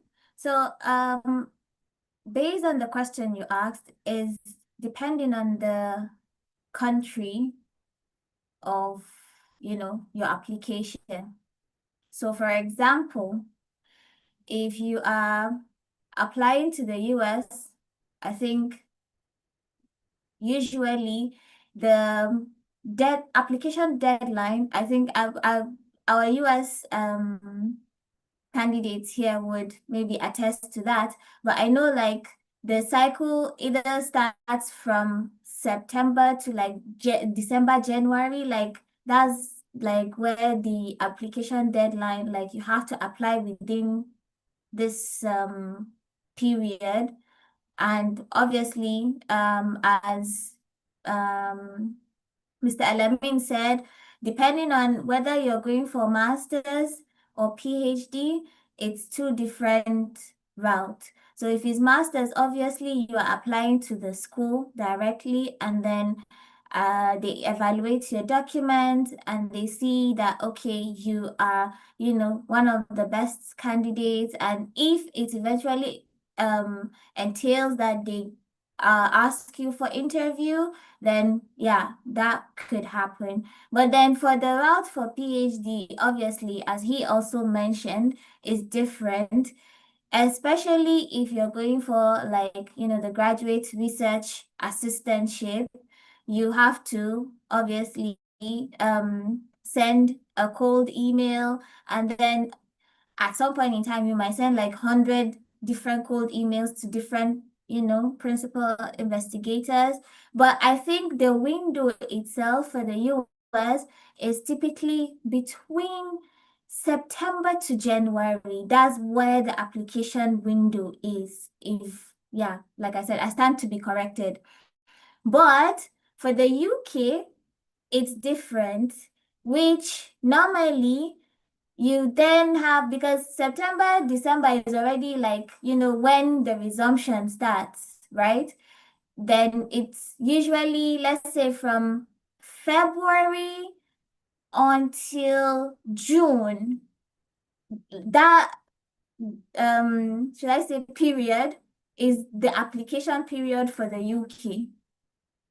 So I think to sum it up, the application windows are different for the different countries you are applying for.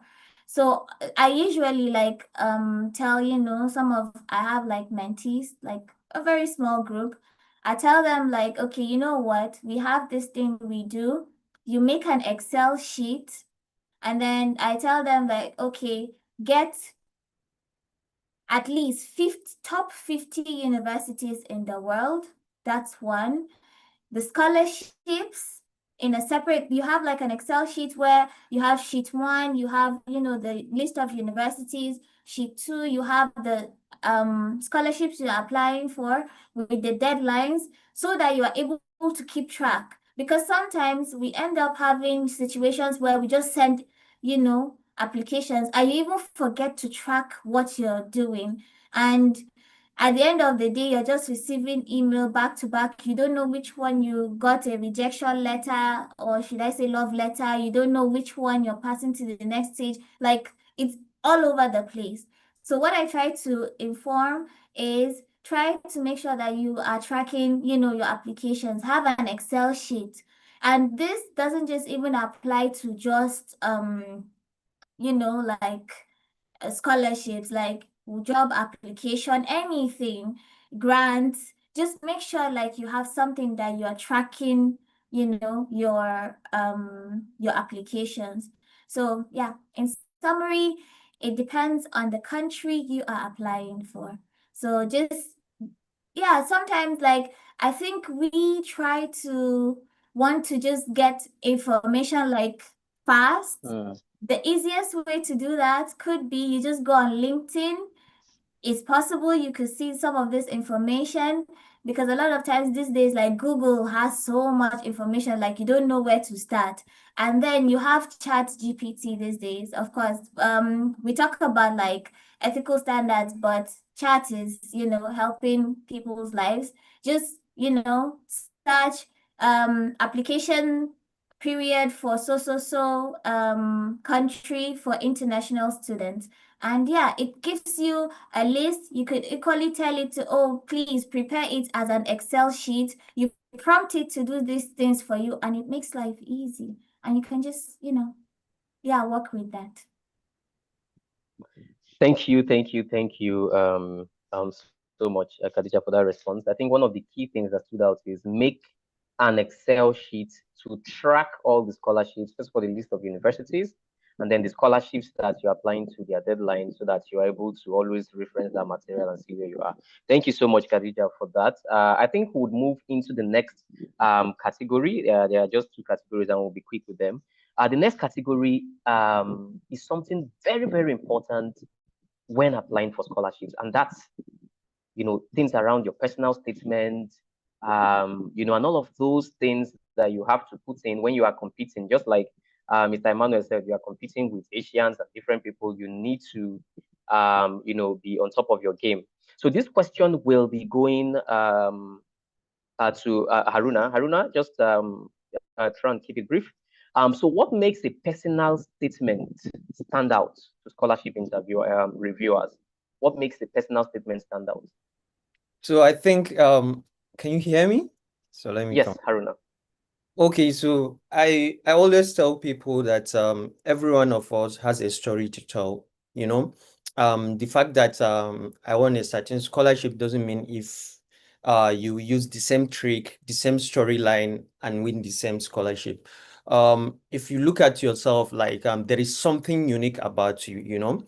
And we all need to hear about that. And if you can actually sit down and think about how you struggle to overcome some challenges, where you come from, where you are now, and where you want to be. So for example, if I really want to do something related to carbon capture, storage, and utilization, I need to talk about my experience with probably lantern, using candle to study, or using like having environmental hazard because you grew up in a society where you have really into energy crisis and you have generators all over around your areas. If I'm from South, I should be able to talk about environmental degradation by the oil companies and how you think about solutions around that. So there are thousands of stories that you can actually bank on and actually sit down and create it yourself. One of the key reasons that scholarship panels like have experienced people is to look at storylines that probably make sense and those that don't make sense. Because if I sit on the panel of probably MasterCard or Chevening scholarship for 2 to 3 years, I should be able to know, okay, this is a familiar storyline. And like without even going through like first paragraph, I will know that this guy is trying to copy something, you know. And these schools, these PIs, these professors, like they are humans like you, they know these tricks, you know. So if you are trying to outsmart them, just like I look at scholarship like a startup pitching, you know. If I'm giving you like 100 million scholarship, you should be able to convince me like how you are going to use that 100 million to succeed in life or to achieve something. So I mean, personal statement, SOPs should come down to your storyline, your unique story, what you are trying to solve and why you are doing it. And always try to integrate your future plans. For example, like after your master's degree, after your PhD, where do you see yourself? Even though you don't have a clear picture, you should be able to make sense of, okay, I intend to work in the energy landscape, or I intend to work with Microsoft, Google, or even any other tech company that you want to work with. So personal statement, SOP, whatever statement that you are sending, make sure you make it unique. Look at your like awards, accomplishments, try and bring it out. Leadership skills and also volunteer work helps a lot because it comes down to where you stand out. Everyone has a first class degree. Everyone has a like won some scholarship, but where do you stand out? Like Obasi said, like you need to make sure like they don't need to see that you can do the work. They just want to make sure that you are a self-starter, you know. You can do something. You have a sense of agency to start something. They know that you are just a kid coming up, like trying to get to school. So just be yourself, be authentic, like be original. Like you don't have to tell them that you grew up in a place where you cannot really afford food, or you travel down miles away to fetch water or something like that. Doesn't make sense. Like it's a storyline that they are familiar with. So just look at yourself. You have a story to tell, and always iterate. When you are done writing your story, sit down and iterate, and have a mentor, have someone that can actually read through what you have drafted down. And when you are fine, just send it. Nobody is 100% ready for scholarship. Like there is something missing always. So just do your best and focus on key things that you are bringing to the table. Thank you. Thank you so much, Haruna. Indeed, be a self-starter, and in a world where you could be anything at all, be original and be authentic. I think that's really, really something that stood out. And the next question will go to Olaide. Olaide is a fantastic storyteller. Honestly, I would like to read some of your write-ups. Um, my question is, in addition, personal statements are very, very important. They are one of the core parts of applications, right? Another very critical part is your choice of referees and recommenders, right? And you really need to get that right. So what are some tips that you can share with us on choosing who will be our referees and who will be recommenders for us? Thanks for that question. So regarding choosing a referee, I mean, there are some varied numbers of referee that is needed based on the country you apply to. But I'll say the maximum I've known so far is like 3. But I think the minimum, I think maybe in UK, they kind of asked for 2. So what you normally look at is maybe a professor in an organization that you've worked. So it could either be maybe someone, a teaching professor, or someone that's probably you worked in an organization and the person is like presiding over you in some roles. So those are the kind of people that you want to look at to be referees for you. And what I used to tell my mentees is you need to have, so if they're asking for 3 referees, you need to have like 4 or 5. The reason is if you have a number of applications that you want to apply to, they may not all be available. So you want to have an extra waiting like available so that if a referee saying they are not available, you don't have a referee as a restriction to you applying to scholarship. So you want to have them available and you want to, for you to have it, because some people normally have issues with getting a referee. They'll be like, oh, they don't have professors that can be referees for them.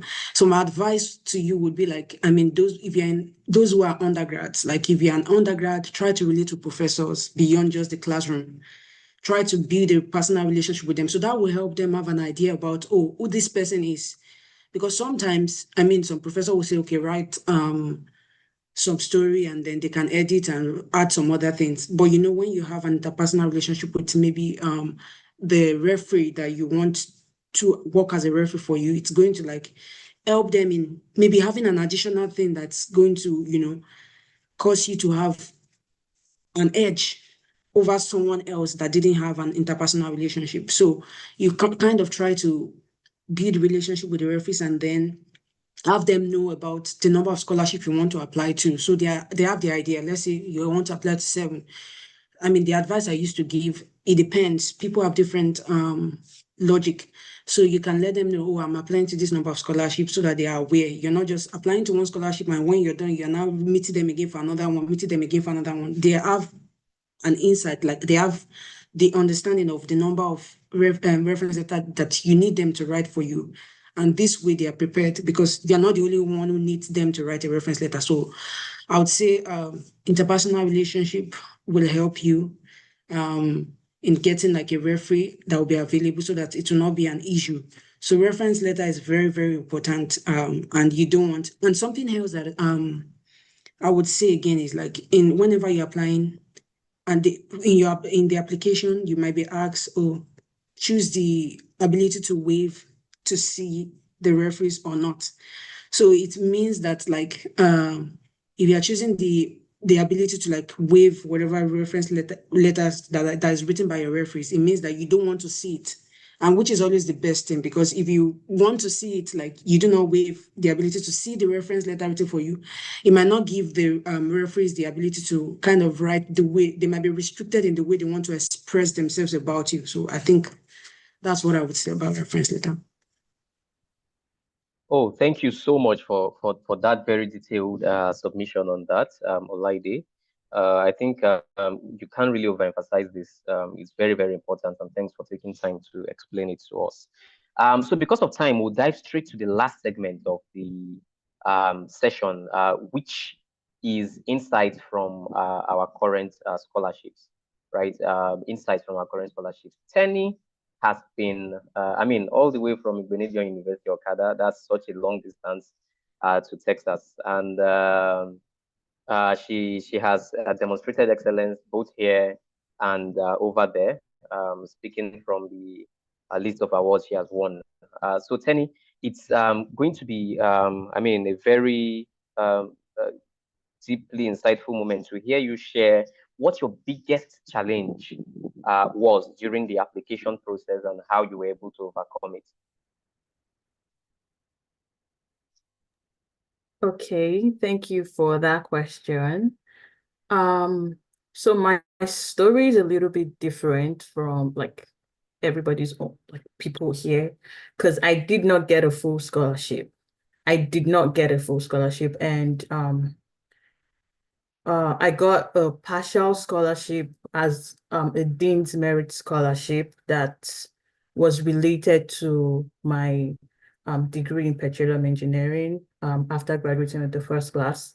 So the biggest challenge for me there or then was trying to prove why I deserve the scholarship. And that was, trying to make my dean understand that yes, as a petroleum engineering student, bachelor's, the steps or the effort I put into, graduating with a good grade and showing that if I'm awarded this scholarship, I would do good, I would graduate well.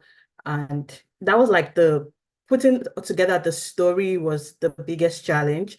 And going back to my initial point of my scholarship being different, sometimes you don't like get full scholarship depending on the school you're applying to as a master's student. But there are some schools that give you a certain amount of scholarship that then allows you to qualify for in-state tuition. And that's a thing that I would like a lot of students to look into because it's not really, really popular. And in-state tuition basically means you get to pay as like a resident or a citizen. You get to pay like half as compared to the full scholarship, the school tuition, the full amount of tuition that you're supposed to pay. So yes, it was challenging to put together a story because a lot of times you want to just write a one-pager because you don't want to bore out anybody that wants to read your story, but also you want to put the full story in the one-pager just so that they have like full insight about why you qualify for this scholarship.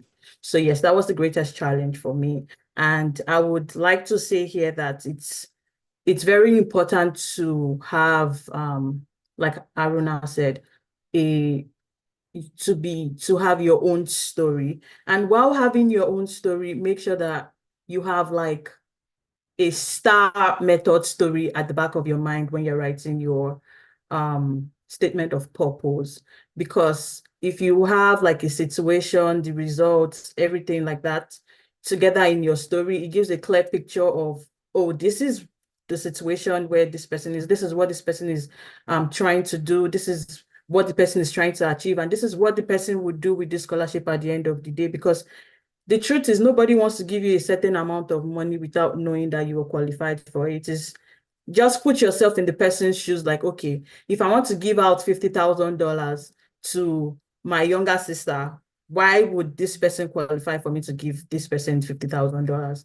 What will this person show for you to qualify that I'm giving you this amount of money? So, and try to make it as short, like when I say short, put in the story, but also don't bore out the person that wants to read it because nobody has time to read three pages of somebody's statement of purpose, which I feel like is the biggest struggle because you're not there to speak for yourself. The only way somebody else gets an insight about you is the statement of purpose, and it's like the main thing. And it's the really big, like it's a really big challenge for a lot of people. And that was like the greatest challenge for me to get my scholarship. But yeah, it worked and thank God I'm here. So I hope I answered the question. Absolutely, absolutely, Tenny, you did. Thank you so much for that response, actually. Thank you. So we will just move on, and because of time, I will just be brief. and this is to Insan. So this question is just for people that are about to apply, so that they are very careful about setting pitfalls. What are some things you wish you knew before you applied for the scholarship? Okay, thank you. That's a very subjective question, to be honest. But definitely we have different peculiarities, right? But I guess I would say that I was fortunate to do a number of things right, but then that also provides me an opportunity to pinpoint where could actually go wrong, and that is where I'll probably advise from. One thing when we are doing our undergraduate degree, often than not, is we try to run away from making meaningful relationships with our lecturers, right? So we see them as people who just come in, give us the A's and B's, and that's all. So people pass through them every now and then. So, but you have to be able to live with them in a way that you can stand out amongst them. So it's a compendium of academic excellence and your relationship with people as well as your peers. The point why I'm making that is from a place of references, right? You need to be able to create a lasting impression on the community that you exist so that you can call upon them. Someone said 3 to 4 to 5 references. And in the university, sometimes they'll tell you your head of department and then the person who supervised your project, right? But then that's only 2. So imagine they're expecting you to bring about 3. It becomes an issue if you don't know people more than that. And sometimes people hardly even have relationship with like the head of department, especially if they are not lecturers you see every now and then in class. So it's very crucial that you try to create lasting relationships with lecturers, not necessarily for anything, but because in future you could collaborate in research opportunities. There are certain things I still do with my lecturers now that I wonder if we are loggerheads, we'll even be talking at this point in time, right? So please pay attention to that, especially those who are in undergraduates at the moment. Pay attention to that. It's very important. And I think this is also a general advice from those who are already working. Do not burn bridges. I know we're talking about scholarships and everything, and it seems it's more like petroleum engineering and everything. But at the end of the day, the oil and gas industry is so broad that you can actually get scholarships for MBA even, right?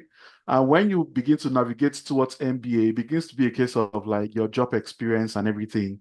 So you need to also ensure that you don't burn bridges with companies that you live with. When you're leaving the company, ensure that you are still in good terms with your bosses, because you never know when you need their recommendation. So I think recommendation is actually very key. Again, starting on time is very crucial because sometimes, we have to write these exams. And I'll be very honest with you, they are talking about opportunities to the US. I think Bright mentioned writing the GRE. So imagine you're on a 2-2, right? And you want to make a lasting impression. You should be aiming for a 320 to 340 in your GRE, right? So if you now go and write and you're like in 310, that's not changing anybody's narrative about you, right? And the way the GRE works is if you write and you get a low score, you can have the opportunity to rewrite again as long as your pocket carries, right? Until you get the score you want to get.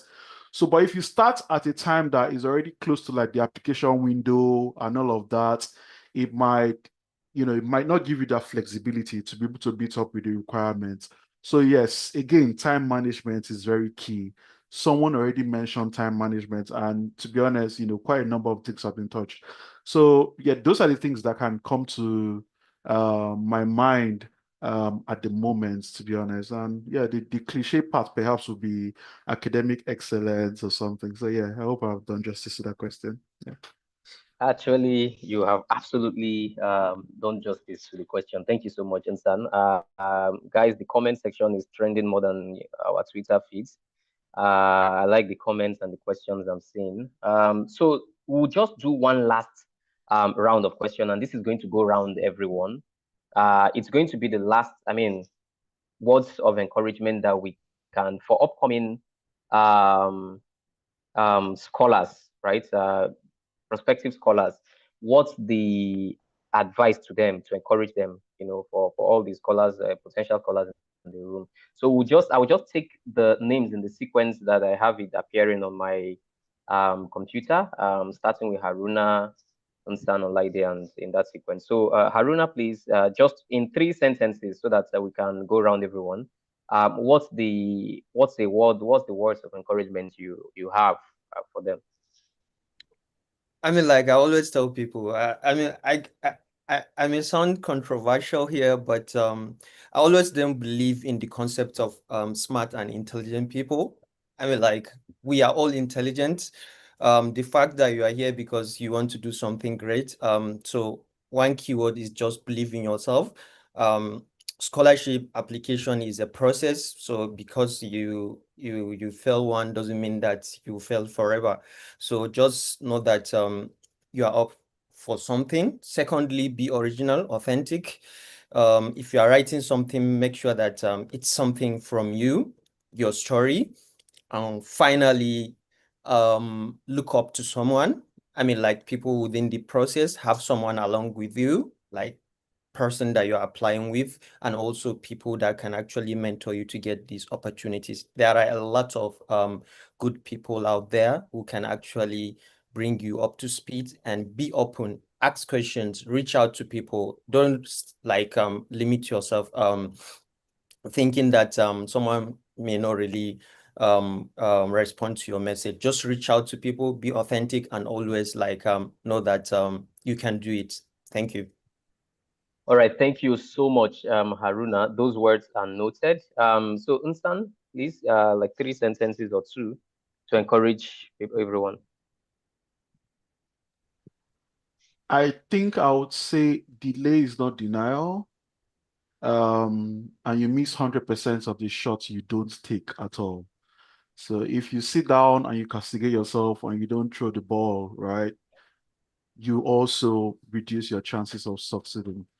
If we're also being honest, quite a number of us have collected this love letter. In fact, some of us are immune to it now, like it's a normal thing. You shoot, you don't get, we move on to the next, right? So give yourself the opportunity to fail and learn and succeed.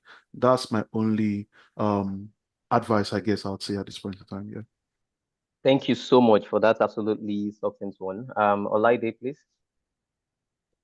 Okay, I would say opportunity comes but once, so use it well. For example, like if you're an undergrad, except if you want to go through the university level a number of times, use the opportunity that you have it once to like get the maximum, performance that you can. And then I would say don't compare yourself. That somebody got a scholarship because they applied once and you keep getting love letter does not mean that you're not capable. Keep trying your best.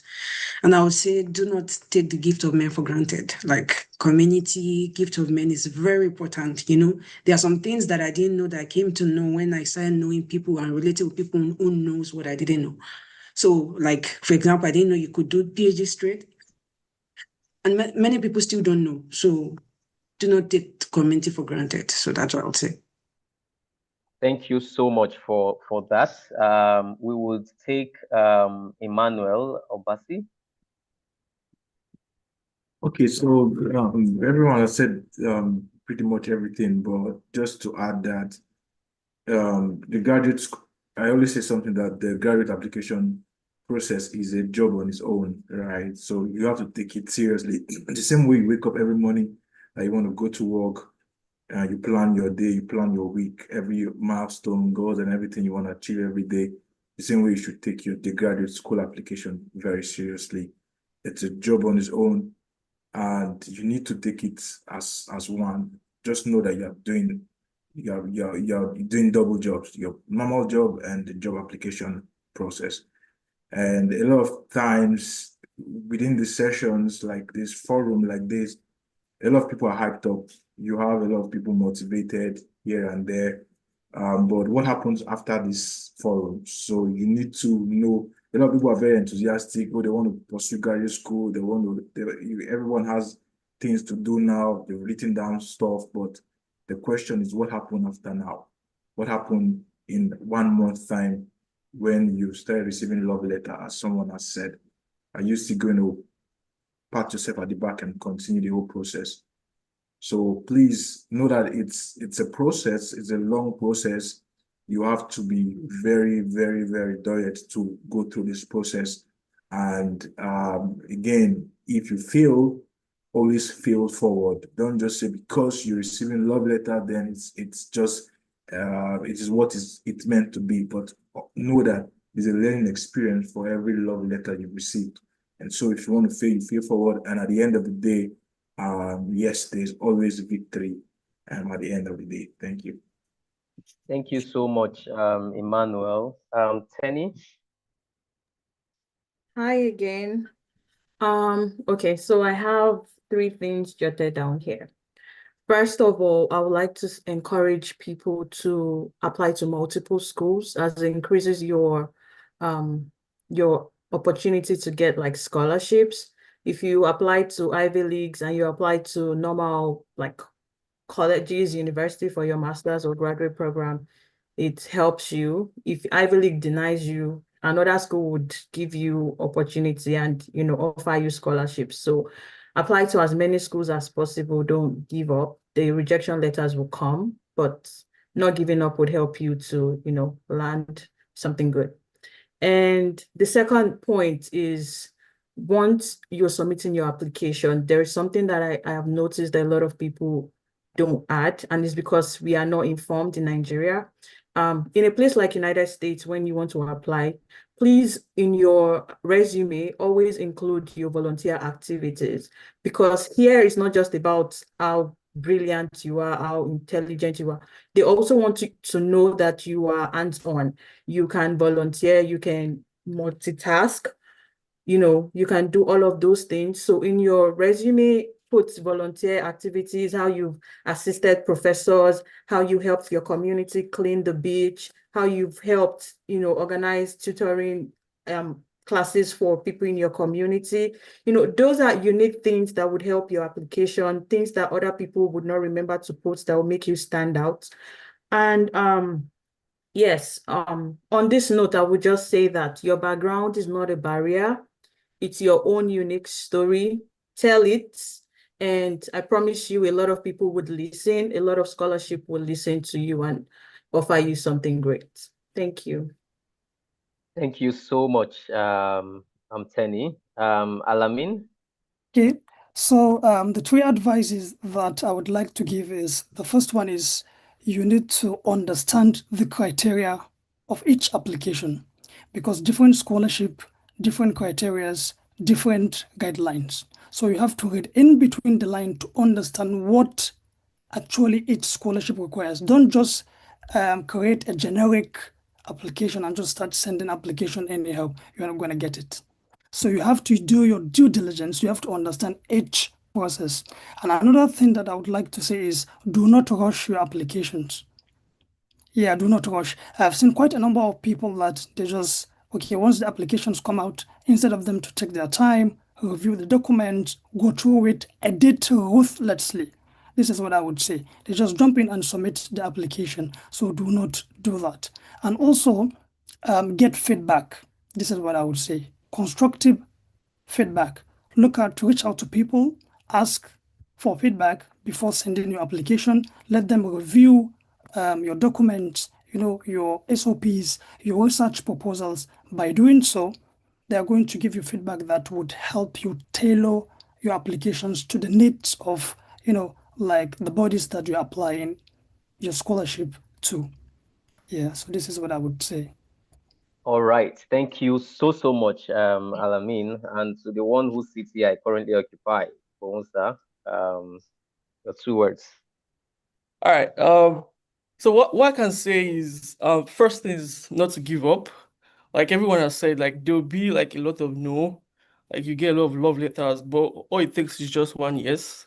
Like I didn't just get yes immediately. Like I applied, I got rejections. My visa interview, I did my visa interview twice. Like the first time I went, I was rejected. Did I cry? Yes, I cried. But I picked up myself and I picked up myself and I went to do the interview again and I got it.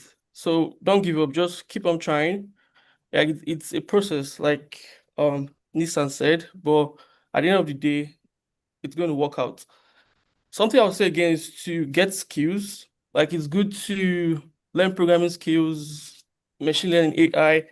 So for me, like during my NYC year, I did my NYC in like a robotics company in Lagos. And that was intentional because actually needed to learn how to like program, how to do like a lot of like machine learning stuff. And that actually helped me like during my interview process because uh during my interview for the funding position, I actually got like a practice project to work on like a machine learning project. And because of like where I was working, I already had those skills. So it really helped me like get the assistantship. So you can work on skills. Then also something else is like don't let your GPA be something that restricts you from like get like applying for this position and stuff. Like I didn't graduate the first class, I graduated with a 2-1. But I have like a lot of other people that graduated with a 2-1 and they actually like have these opportunities. There's something I also say is to try to network, try to connect, try to ask questions. I know, like Obasi, like I think Obasi has like a group where he like drops like tips for people. And I've heard a lot of people talk about, oh yeah, I got this from Obasi's group or something like that. So ask questions. There are people that have this information. You just have to ask, connect, like build a very strong network. Then also try to like volunteer. I remember during my undergrad, I used to disturb engineer sorry a lot to give me free pass to these like conferences, like to go to nice. Because we didn't have money to like pay for these conferences. So I would just message Dr. Sarah and thank God bless Dr. Sarah that he gave me like opportunity to attend these conferences where I got to talk to like a lot of people. I remember then before I actually like started my own grad school process, I met like Karen. Like I think she did my master's in Oklahoma. And I talked to her, and she was the one that actually gave me that motivation I needed to like apply and keep going. So connect, volunteer, and yes, thank you. All right. Thank you so much, Bonsa, for that. James? Okay, please confirm, can you hear me? Yes, James.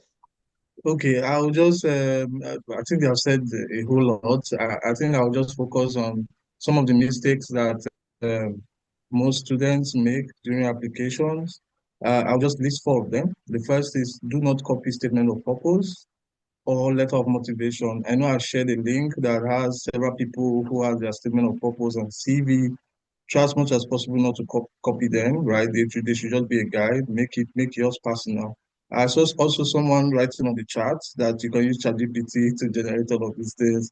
The truth is that it does, yes, it happens, but trust me, you have to prompt this ChatGPT, prompt everything they give to you so that it looks personal to you. And trust me, most of these professors know their handwriting.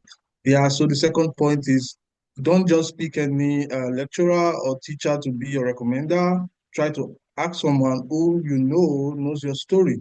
You could also guide them in writing your recommendation because most of these recommendation letters they come from professors without you even knowing what they have written, and it will be disrespectful to even have some of them to send you the recommendation for sending. So that's that. The third would be meeting time and deadlines. You know, most of these scholarships are not in Nigeria.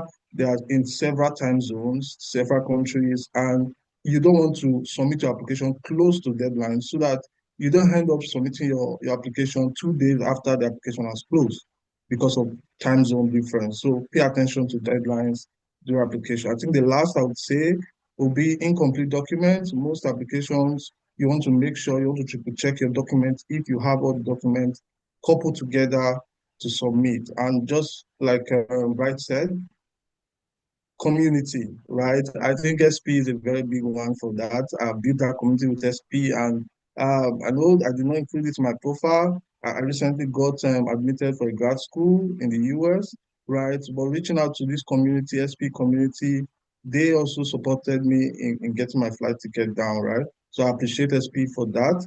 And I also want to tell you, build that community. It really helps, and I'm a beneficiary of that. Thank you very much.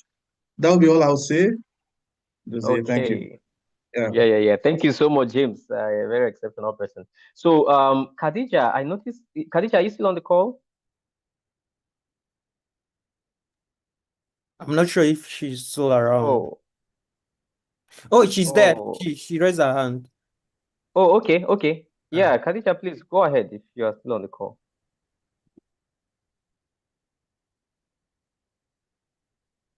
I think she's probably having. She can't unmute. Maxwell, do you want to make her a co-host?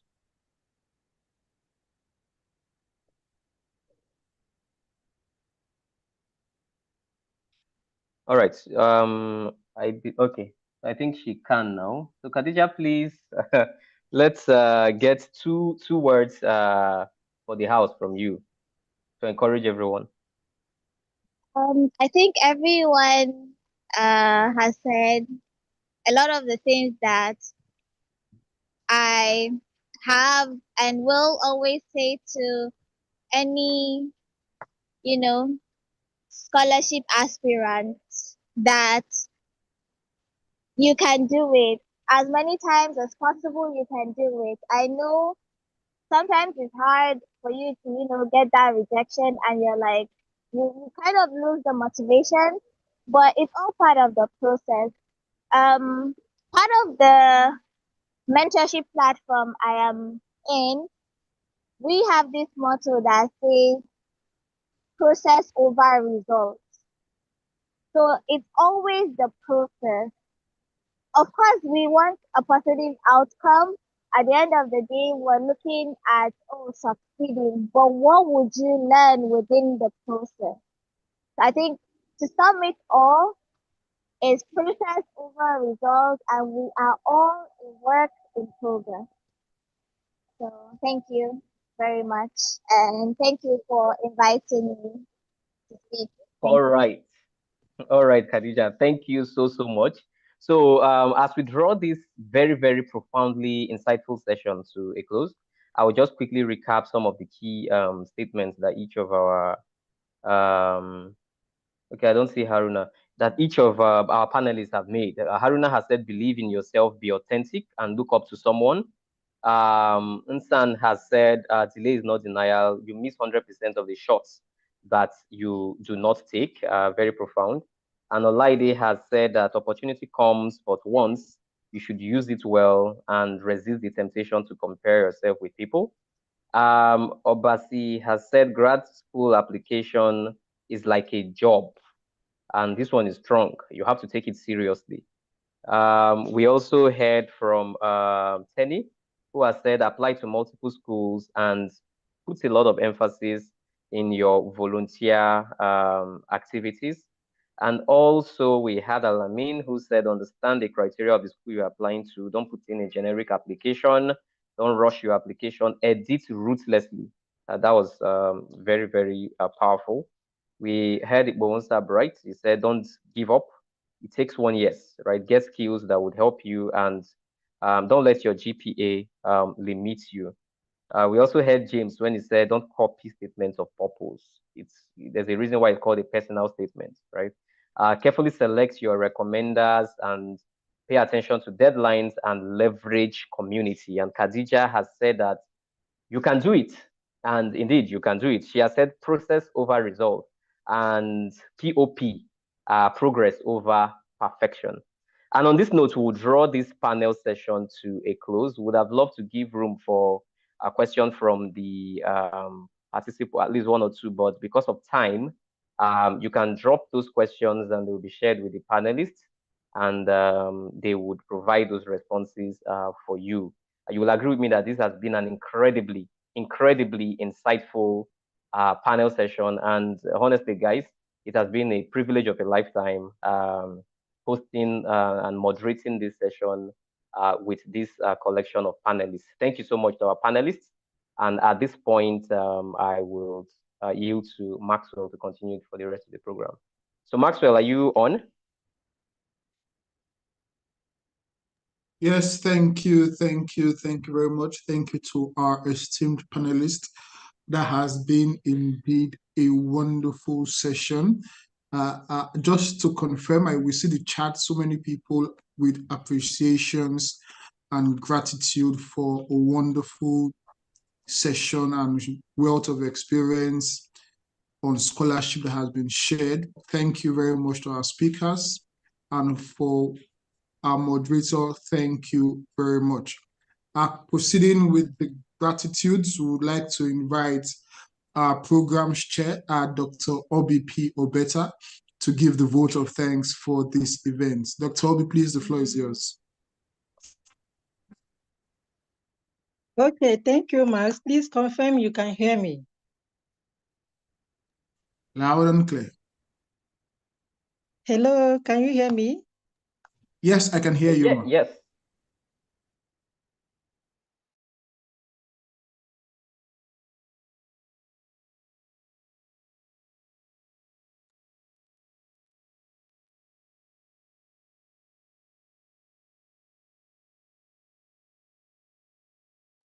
Yeah, Madam Obeta, can you hear us? I think you.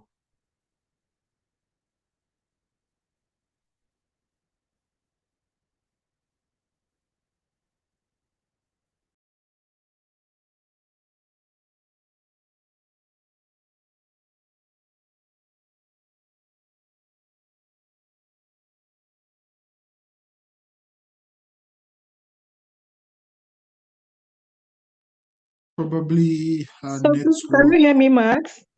Yes, we can hear you now. Hello, can you hear us?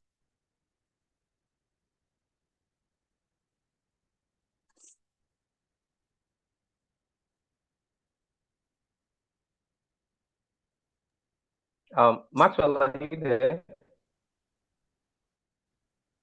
Yes, so I'm here. I can't hear her. I think probably her network is pretty bad. But before then, we can all proceed to the next agenda, which is the photo sessions. I've made everyone able to start their video. So you can please start a video. Let's take the photo session of everyone before she comes back. So we know we just get that and we are done. So please, you can turn on your videos. Let's take a group photograph of today's event. Turn on your videos, turn on your videos.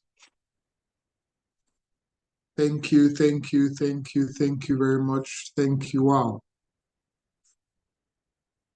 This was an insightful event. We reached our limits on Zoom, and we had about 40 plus persons attending the live stream on YouTube. So it was indeed a full house.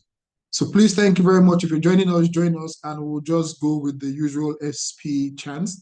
When I say SP, respond with a thumbs up and cleaner energies.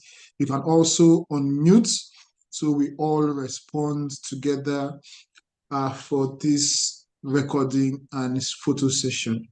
So you can unmute, you can unmute, you can unmute as well. Thank you. So we'll take the session, the photo session, in the count of 2. SPE. Cleaner energy. Cleaner energy. Cleaner Cleaner energy. Let's smile, energy. let's smile, let's Cleaner smile. energy. Thank you, thank Cleaner you. energy. Cleaner energy. Cleaner Thank energy. you very much. Thank you, everyone. Thank you, everyone. So let's confirm if Dr. Obi, are you back here with us for the vote of thanks? Okay,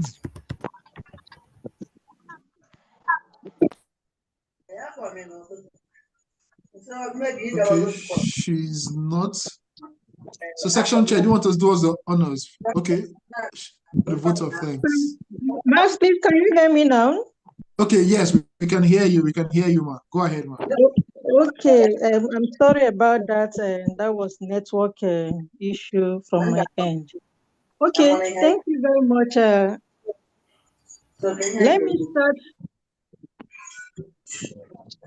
Let me start by thanking the keynote speaker, our section director. I don't know if he's still on this call, but I want to appreciate him a lot for making out time from his tight, work schedule, to give us that wonderful delivery. A whole lot of at some point I was asking myself, are you sure our speakers will have what to say again, because it was so amazing. The chat box was almost filled up with a lot of amazing remarks coming from people. So thank you, Engineer Francis Oko, for that. And again, I want to thank the moderator, Dozier, for doing justice to this work. Dozier is another busy person, when it comes to NLP work and some other things he does. But he could create time to give us this wonderful over 2 hours of his time, moderating this event. So Dozier, thank you so very much. And again, I want to thank the speakers. Wow, I don't know where to start from. I honestly don't know where to start from because I have like five or six children, in this group. My sons and daughters, during their time in Igbinedion University and in the University of Benin. It's good to see you guys doing wonderful things in your own space, especially Harun. Harun has been an amazing guy right from SPIUO when he presided as the chapter president, And then again, Alamin, I think Alamin, our secretary at some point in IUO. Then Tenny, I know Tenny used to run away from SP activities, but then she was also amazing, amazing in her own way. Then Bright from University of Benin. Wow, Bright, I don't even know where to start. You have looked changed and you are doing so well. And again, my own last son, James. James, is also good to know that you are keeping up with all the giant strides you'll be making since you're undergraduate in the University of Benin. And I also want to extend this appreciation to the speakers that came from Harun, not directly from us, like Khadija. Khadija, thank you so very much for those inspirational, insights in what you do and how we can be better in what we also do here. And you to Ima, I want to say a very big thank you. It's good to know that you graduated from Futo. I'm also from Futo, and a couple of us here. So thank you so much for being part of us. And to Nsan, I hope that pronunciation is also correct. Thank you for being part of us. I know we are supposed to make some correction, but at some point, the printer couldn't give us that opportunity. So I'm sorry about that, but I can tell you that it's wonderful having you, and it's good to, have all those beautiful and professional insights from you. And the last but not the least is Olaide. Olaide, I want to say a very big thank you. At some point, there was issues with time. I think you thought it would be around 4 or thereabout because of your other engagements. But I'm happy to see that you could make it for 5 p.m. And I can say a very big thank you to you, Olaide. Thank you very much, all our speakers. In fact, I don't know how to end this, but I must tell you that we must have a second episode of this event so that you guys will have another opportunity, to provide a whole lot of what we need to do, to unlock a brighter future for a good number of us, especially our undergraduate students.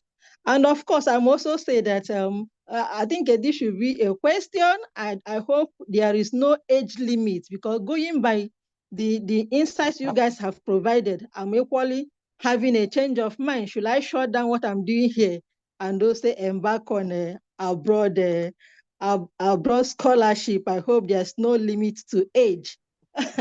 No So that's limits at all. No limits. at all. I hope I won't be in a class like a grandma, but then it's good. It's good. What you are doing are quite cherishing, and something every one of us will want to emulate.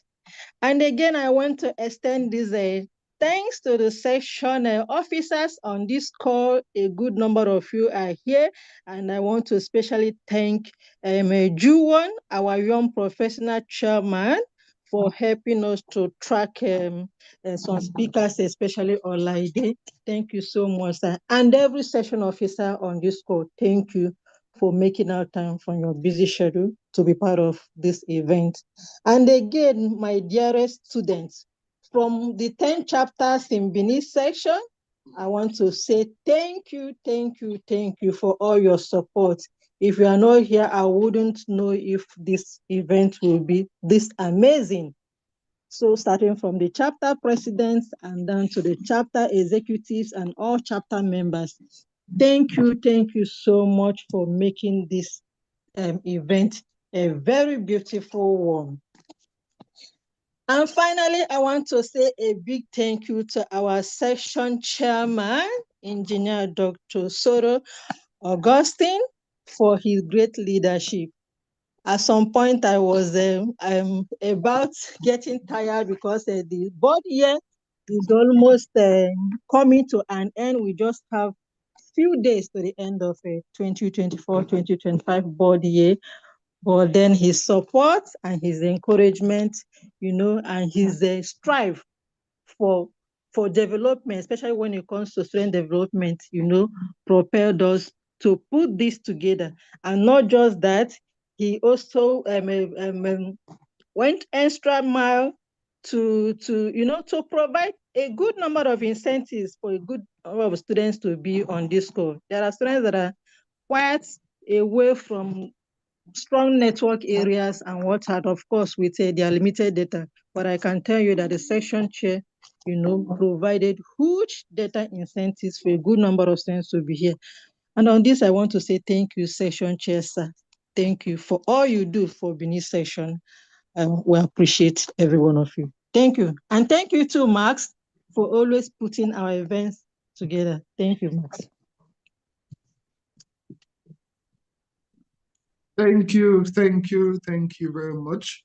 So please, you can all enjoy the rest of your day. Look forward to connecting with all of you on our various social media handles, SP Benin-City section. We will be sharing the recording, the link to the recording, as well as the presentation slides for you all to have future access and make references. And do enjoy the rest of your day. Good day and goodbye. Have we done the photograph, the group photograph? Yes, ma'am, we did that already. Oh, yeah. Okay.